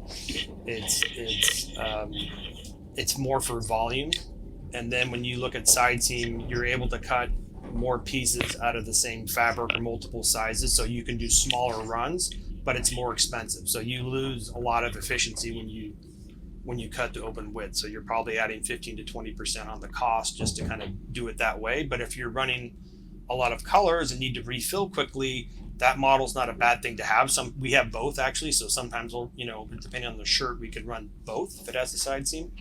I do think side seam, sometimes you can get the torque issues because, like we talk about cotton, it shrinks, right? And cotton is kind of knit like this, so it's always going to want to go back to the state it was. So when you see that side seam kind of creeping towards the front and twisting, you can get into torque unless it's kind of managed pretty well throughout the process. But in general, I think it's a little bit tomato. I think maybe there's some retail perception that it's more of a retail looking tee, but from a fit standpoint, I don't really see anything. Actually, if it is side seam, sometimes people cut too much of the side seam off and kind of make it slender like this and kind of go into V, whereas I think you can kind of control a little better in tubular. But I think one's more efficient, one's less efficient, and then I think it's customer preference. But I'll let Summer chime in because she probably has a different opinion. I think you covered it. Yeah. And I think, as tubular is really kind of where we started in our foundation, and like Kevin said, it makes us very efficient. It significantly reduces the amount of waste that we have. So, with the volume that we do, that is definitely bang on with, kind of where we're focusing with our ESG goals. And like I said, there's a market that really needs or demands side seam. And so we do have that. And, but, we're going to continue to build upon our tubular go forward. Okay. As printers, it's super fun when we take an order and we move forward with it without checking if it's side seam and the customer's wanting a side print. Yeah. And they all get here and we're like, oops. That was what I was going to say is like, I feel like I've run into more issues with a side seam shirt than I have anything else, just because of exactly what Andy said. Like, you don't think about it when you're ordering. You're like, whatever, get the shirt here. And then the customer has a side print and you're like, shit. Like, we have to do something different, or we'll have to reorder shirts or whatever, because we don't want to print on that seam because it's not going to look good. But that's the only thing on that. The other thing we were talking about was pigment dye versus reactive dye. What is the difference between the two, and what's the benefits of one over the other? So reactive dye is similar to how we dye Gildan 5000 in the sense that the process kind of deeply penetrates into the fiber of the fabric, and it looks not as lived in and kind of washed out as a pigment dye. A pigment dye, if you think about, have you ever seen I think it's like in India, or we do it here in the Caribbean, where they have those like paint parties and you see people get all the different paint thrown on them and they wear white and it's like all this, array of color. It's kind of like that process of like just like powder paint being thrown on the garment. So it sits a little bit more on the surface of the fabric, but when it goes through the wash process, it gives you that frosting and kind of washed down look Like on a the vintage look. seams and that vintage look, yeah, if you will. Also, the pigment dye process is definitely one that we want to continue to build upon. We'll still do a small portion of reactive, but we're really ramping up and trying to focus on what we call our clean pigment dye process that doesn't use salt, uses less water, is definitely more eco-friendly or sustainable as a process. And we find that people just really like in our Comfort Colors brand that like kind of lived in vintage look. So that's kind of the difference. They're still both garment dyed, so they're dyed in the garment process, but your outcome is more of a fully covered, fully saturated reactive dye versus more of a vintage washed down look that you get in the pigment dye. Mm-hmm. And then something that Matt had shown me when we were there and talking about Comfort Colors was the different tags as far as seeing if one was it reactive dye or pigment dye, and the ones that don't have the dyed tag you can blow out with a spot gun, and the ones that have the dyed tag you can't blow out with a spot gun because it'll actually blow the pigment out of the shirt. So do you remember that? Kevin, I'll let you speak on that. I didn't know that. But the tags that are colored to have color attached to them are pigment dyed because you're bonding pigment to the surface. It's a poly label, so it's not going to absorb. The ones that stay kind of white, that's a reactive dye, whereas the dye won't embed in polyester. It only embed in kind of cotton. So that's how you can always tell if it's a pigment dye. If the tag has the color on it, that means it's a pigment dye because the pigments are kind of bonded to that surface. Right. And everything else But I didn't know about the blowout. Yeah, that's a little secret for printers, like what Dylan was saying, is that if the tag on the Comfort Colors is white, or it looks like it's been undyed, then and in my mind it was always like, oh, the color's set different, I can use my spot gun to blow out some plastisol or a misprint or something. But if it was dyed the shirt color, if there was some dye in it, then I can't do that, because when I do use my spot gun, it's going to turn the shirt white in that spot. Right. So that's a good point. So basically, pigment dye is like an Oreo. You're only coating the outside of each thing. If you cut that open, the fabric inside will still be white because you're only putting the pigment dye in the surface. And if you cut the reactive dye, it'll be colored all the way through. So that's why you're blowing out a spot to get to the cotton part of the shirt that's undyed. Well, then we want you to change everything to that. To pigment? Change your factories to the reactive, I guess, because then it doesn't. We can then like spray Summer out says, always. it's more eco-friendly to do it the other way. Oh, well then, don't do that. Yeah, so don't kill the environment. Just don't mess up any shirts. We like the pigment dye. That's right. We like We're not going to mess up any more. In fact, whenever Comfort Colors comes through, we all know, wait a second, time out. We have to be a little, more careful with this. And like, for example, like we'll tape our screens different or something, To make sure you don't have any pinholes. Yep. One more thing when it comes to the technical stuff is like overdying. Why do it? What do you try to do when you're overdying? Because for us people that do discharge and water-based printing, it matters. So can you dive into that a little bit? Yeah, I mean, I think, look, it's not fun for you guys. I think we do less than 1% overdye. So let's say you have a shade of red or blue that's off. Generally try to convert it back and save it by taking it to black, by overdying it. We'll strip it as much as we can.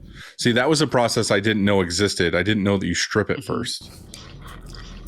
Yeah, we try to strip it because it has to be prepped to kind of take on the next dye you're going to put it in there. So we try to kind of Mm. strip out as much color as you can. It doesn't like red's really hard because it's just it's a unique dye molecule. That's why you get migration a lot because it's a smaller molecule. I'm not a scientist, but this is just what I've heard. Just say Hmm. molecule. It makes you sound smart. I know. Thanks. Yeah. Thank you. Um, but I think it's every manufacturer. You know, we work on a very razor thin margin. We try to if it's not if the fabric's not bad, we can still save it. We'll try and save it. I think the amount of people who discharge versus screen print, I think that's where the crosshairs get in there. Like we hope that you don't run into it. Doesn't mean you won't. But I think we try to save that 1% Right. and hope you're not discharging. To be Right. honest. Makes sense. I appreciate that. Dilly, should we do listener questions? We've had them. These I've guys got here them for a couple sprinkled hours, in. I think. Yeah, I got a couple things I want to hit real quick. I'm trying to. We had a bunch of listener questions, and a lot of them had to do with certain topics. So I'm trying to at least get some of those in there. One thing that we wanted to talk about was quality control challenges. It's not just for Gildan, but it's for the industry in general. It seems to be like, a big topic for everybody is why do we get certain things and why do we have holes or why do we have this or that? How has it evolved? And just can you put it in perspective for printers, like what is entailed in QC? And, we can't all be perfect as far as making sure every single shirt is immaculate.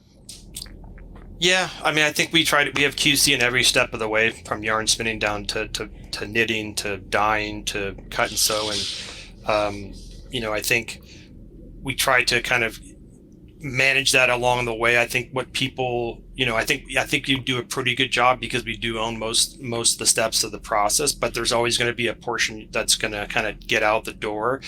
I think the reality is, when we're making hundreds of millions of pieces a year, you can't QC everything. I don't know how you guys do it or whatever, how much QC you have before and after, but it's not something that we can maintain, or anybody to that matter can maintain kind of the cost effectiveness within the channel and QC everything. So you try to put in a really good processes every step of the way to kind of catch things before they become a bigger issue and to kind of mitigate that. But there's always going to be, we have a we call AQL, acceptable quality limit, and I want to say our goal is to have 1%.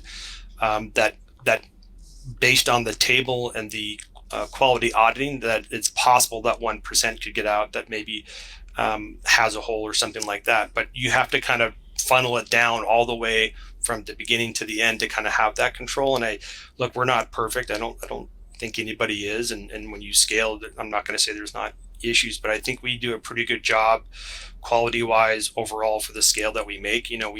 We always are sending product through Walmart. They have a really heavy kind of auditing process, and we work with major brands, and all of our quality standards are in line with them. I do think we're pretty good. Like, we don't take shortcuts. All of our machinery is very modern and up to date. We're not kind of dealing with any retrofitted stuff, which I think is really important. That's true. I did see that. Yeah, and so I'm not going to tell you we're perfect, but I think we're really good on color. I feel like we're pretty consistent from a quality standpoint. Doesn't mean we don't make mistakes, but I think our advantage is be able to kind of review process and hone in on continuous improvement every step of the way. Whereas some people, they may buy the yarn and they're stuck with it when they get it, or they buy the fabric and they're stuck with when they get it.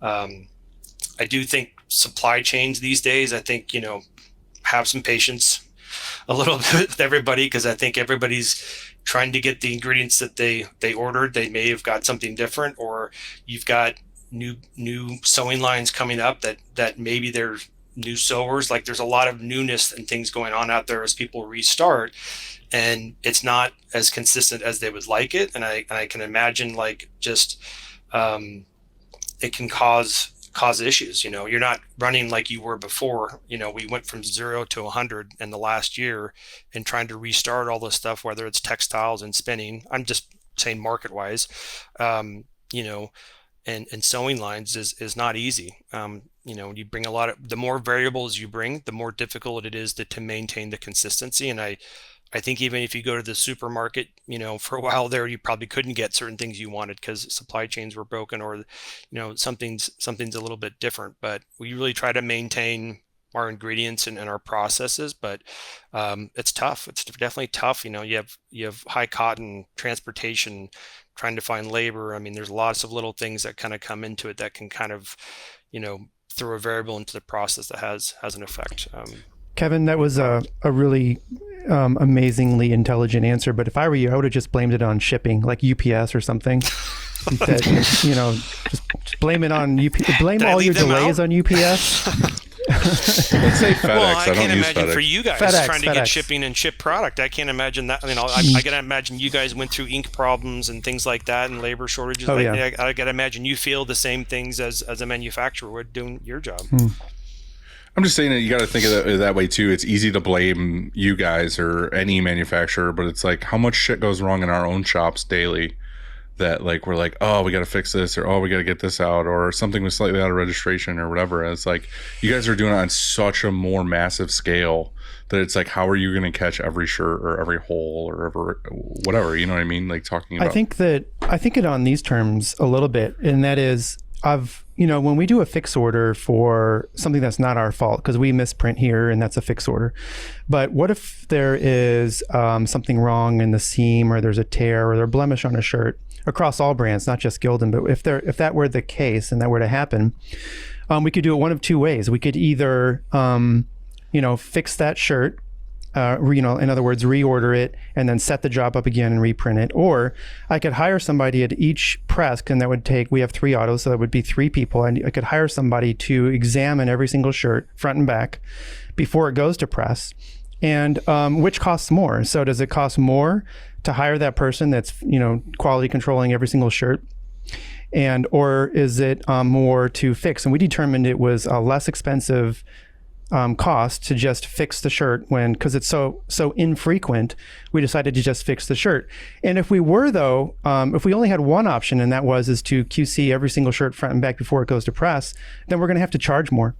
And then what's going to happen, And so and I guess maybe that's the same. And then people will just complain about it costing more, and there's always just going to find something to complain about. So you just. But I think too, if you set your processes really well, every step of the way, you can really narrow that funnel and get to a really good like speed and efficiency ratio that still maintains quality.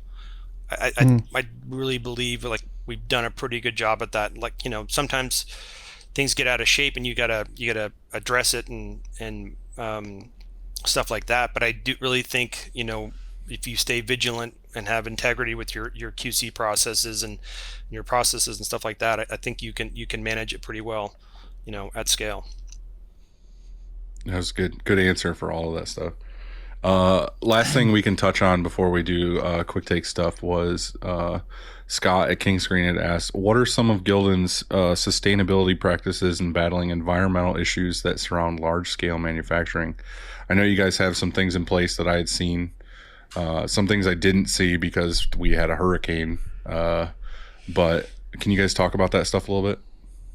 Yeah, sure. I think the big thing is our biomass in Honduras, where we take all of the yarn cones, pallets that we use that move product from place to place, boxes, and we kind of burn all of those things or put them through a process that allows us to produce energy that then helps the facility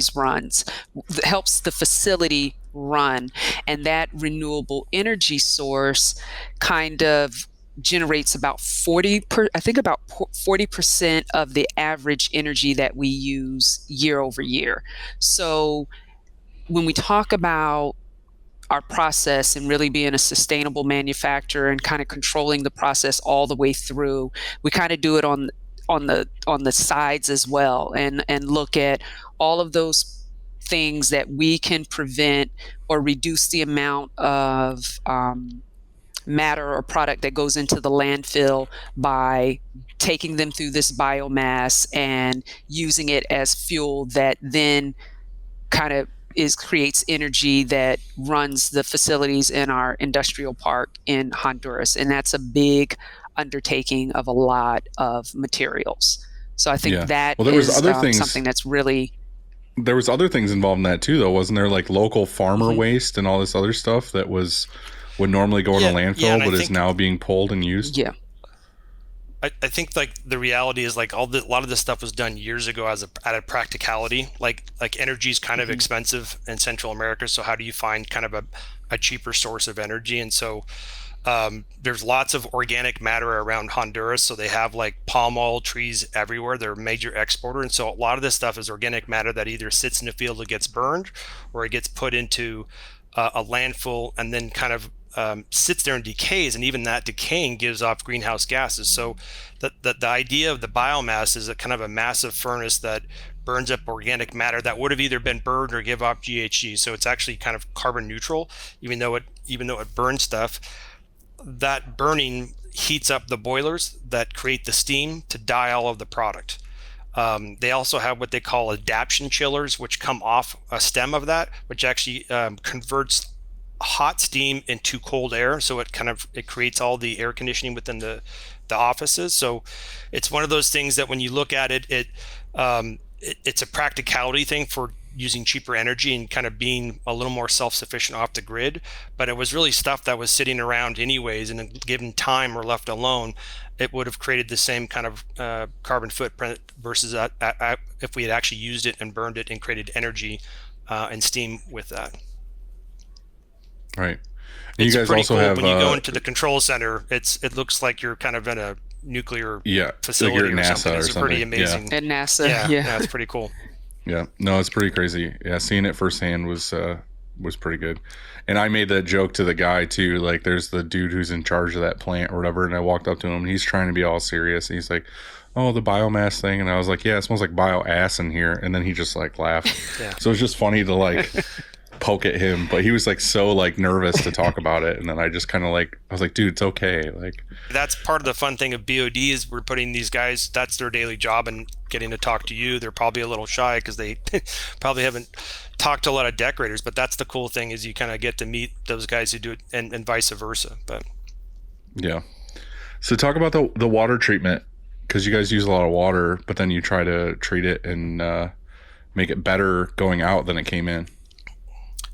Yeah, go ahead, so Kevin. I guess they call it the biotop. Yeah, sorry. They call it the biotop, and basically it's a series of lagoons, and they're probably the same size each one as a football field, and they're sort of kind of terraced a little bit so that the one flows to the other one as water goes up, the other one flows to the other one, and basically what you have is kind of the dye effluent coming out that actually comes out kind of hot, right? And then there's water coming in, and there's a part where these two pipes meet where the incoming water gets warmed up, the clean water that's going into dye, so it already pre-warms it using the existing energy of the effluent going out. So there's kind of a heat transfer there, one lower, one's kind of raising.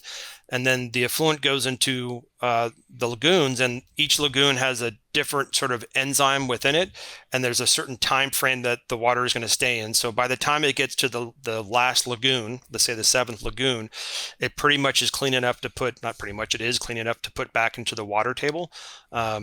And so it's sort of this cool, like land is kind of cheap there, but trying to recycle your water, at least reuse your water and put it back in is something that's, again, practical for us. Like I would say 70% of our water is processed that way on the effluent side. We do have like a reactor that does a little bit in case we need a little more, but we don't use it that much.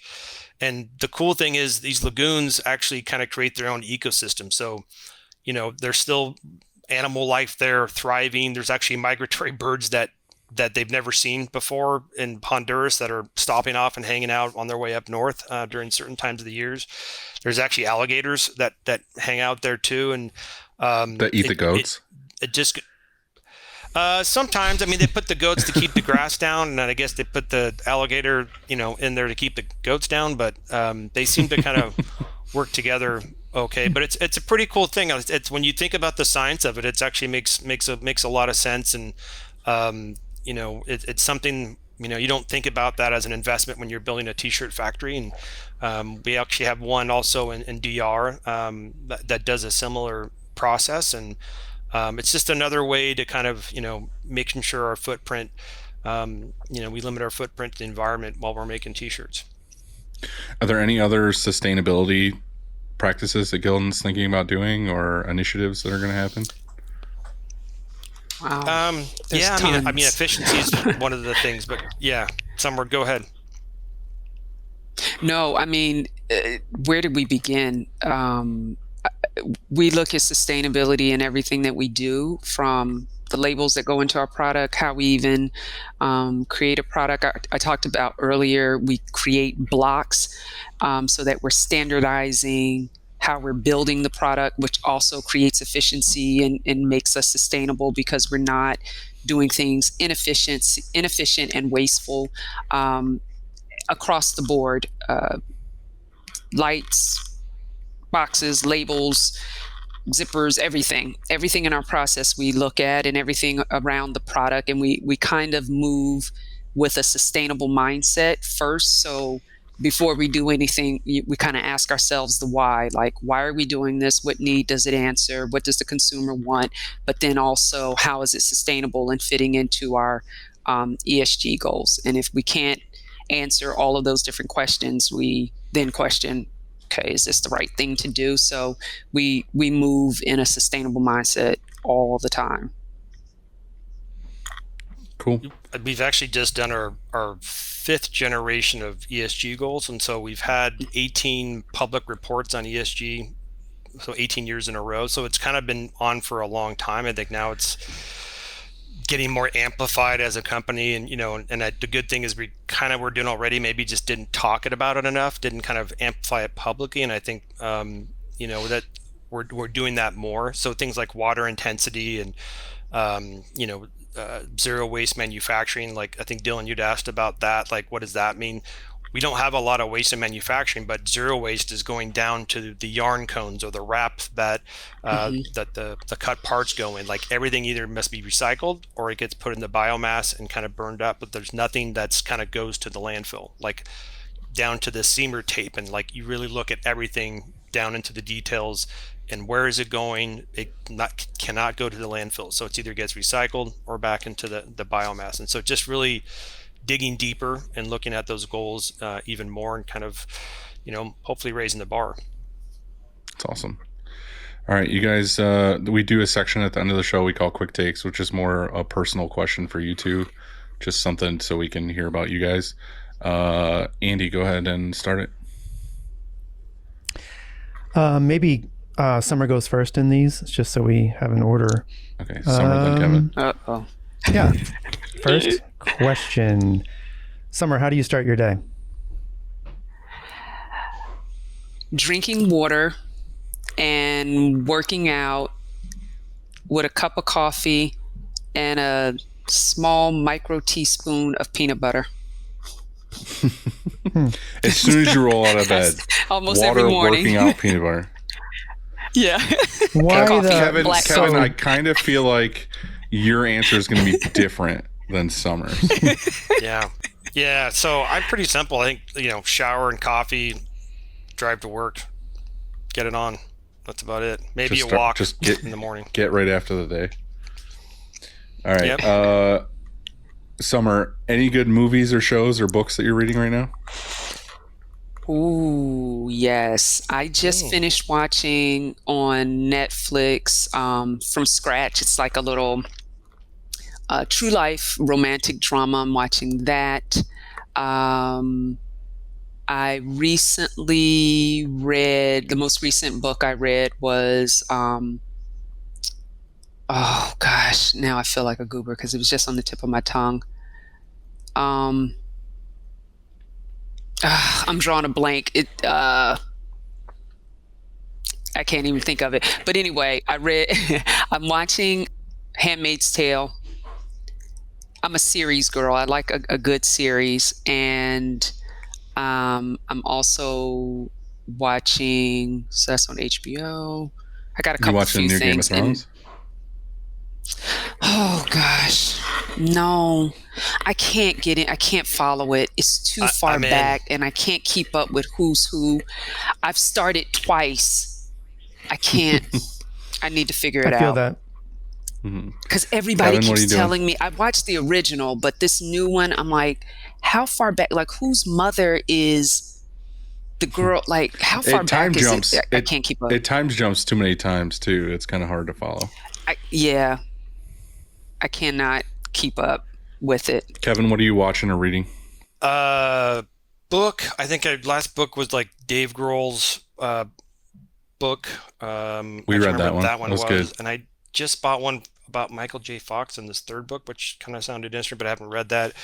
As far as TVs or movies, I think Bullet Train was probably the last good movie I saw, and That then was I good. probably put like Summer turned me onto this one. I Industry on HBO Max. I thought that was pretty Oh yeah, I good. just Big fan finished of Industry. Succession, Yes. and I was not a Game of Thrones guy. Like I didn't, I refused to watch it because I hadn't seen any of them, so I refused to even watch it at all. But then I finally mopped it up just out of the pandemic and watched them all. So now I'm doing the week to week, which is painful, of House of the Dragon. But it's kind of I get it now. I can understand why everybody was freaking out on Game of Thrones, and the time Yeah. jump is a little weird, but I'm Yeah. getting there. The hard part with the Yeah. time jump is that like they went from the little kid characters to like the adult characters, and they don't look anything alike. So it's like it's hard to be like, well, who was that again, and who's like Yes. who's related to who as far as like their, but you can't tell because they all do stuff with each other. So it's Yeah. hard to tell who's who. Right. It's great writing. Verity. The Yeah. book was called Verity. That was the last book I read. That was gonna bug you, wasn't it? So, what experience growing up or experiences growing up has made the biggest impact on your career or has contributed most to your success? Or is there something that stands out, I should say? Yeah, for me, I grew up as an army brat. So I lived Europe, California, Texas, South Carolina, North Carolina, Philadelphia. I've lived in a lot of different places, and I was always the new kid.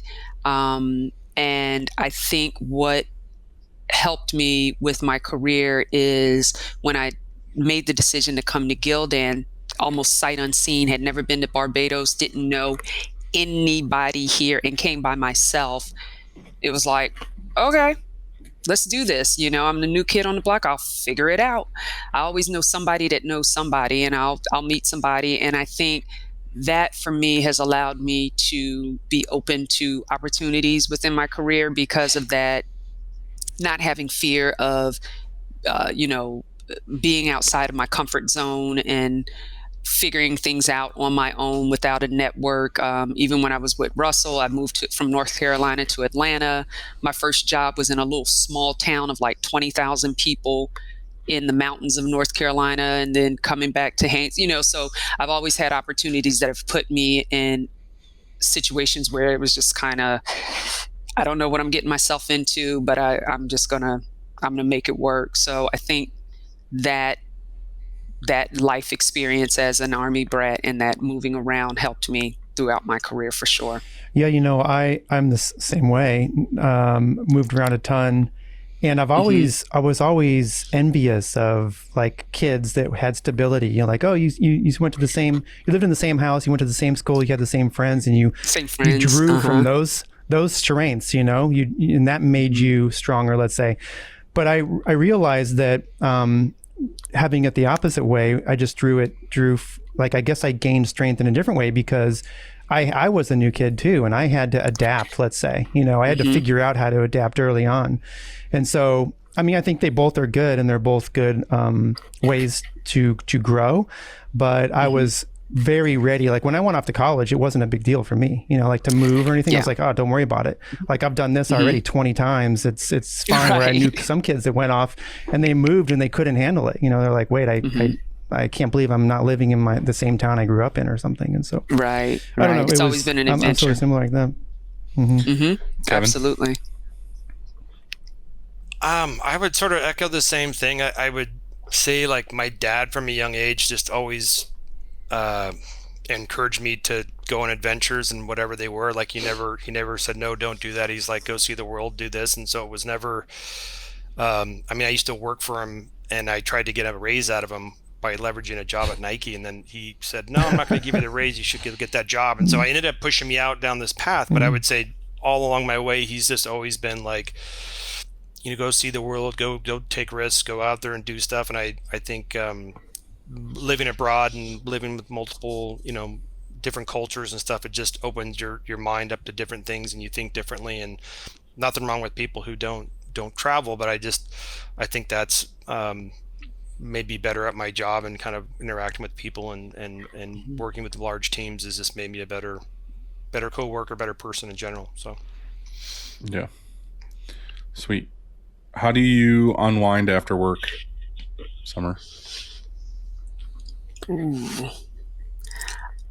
So being here in Barbados, it's not a lot to do. We're not going out every night after work, having happy hours and doing a lot of things. So I do sometimes watch like a lot of reality TV. I hate to You're a say trash it, TV and a glass of wine person. Trash TV. I do like it. And then she has a glass of water, works out, and has a little Yes, micro. A little bit of peanut butter. I starts drink over. water almost up to bedtime, and a nice little red of vino is always good. But usually just kind of getting home, sitting out on my back patio and, listening to the waves and just kind of sitting in quiet and detaching. Watching the Kardashians. Yeah, and I do. I'm not even gonna lie. I enjoy it. I enjoy a little trash TV. Because you know what? When we're here, we work. We get it. Like, we work. So sometimes you need that, just kind of decompress your brain, don't really think about anything. Escape. And just escape. Well, Andy loves trash TV too, so like We watch a little bit of that stuff, yeah. Do you? What do you watch, Andy? What's your show? It's usually because somebody else is watching it, and then it's on. Okay. I don't really even come know. on. okay, come on. That's a Don't weak blame it on answer. her. Jeez, come on. We watch sometimes. You watch some of the Housewives? The You watch- Bachelor. The Bachelor. Or Yeah, but something you watch like that, Jersey Shore and shit too, right? No, I don't. Oh, I did. Like yeah, 20 bad. years ago.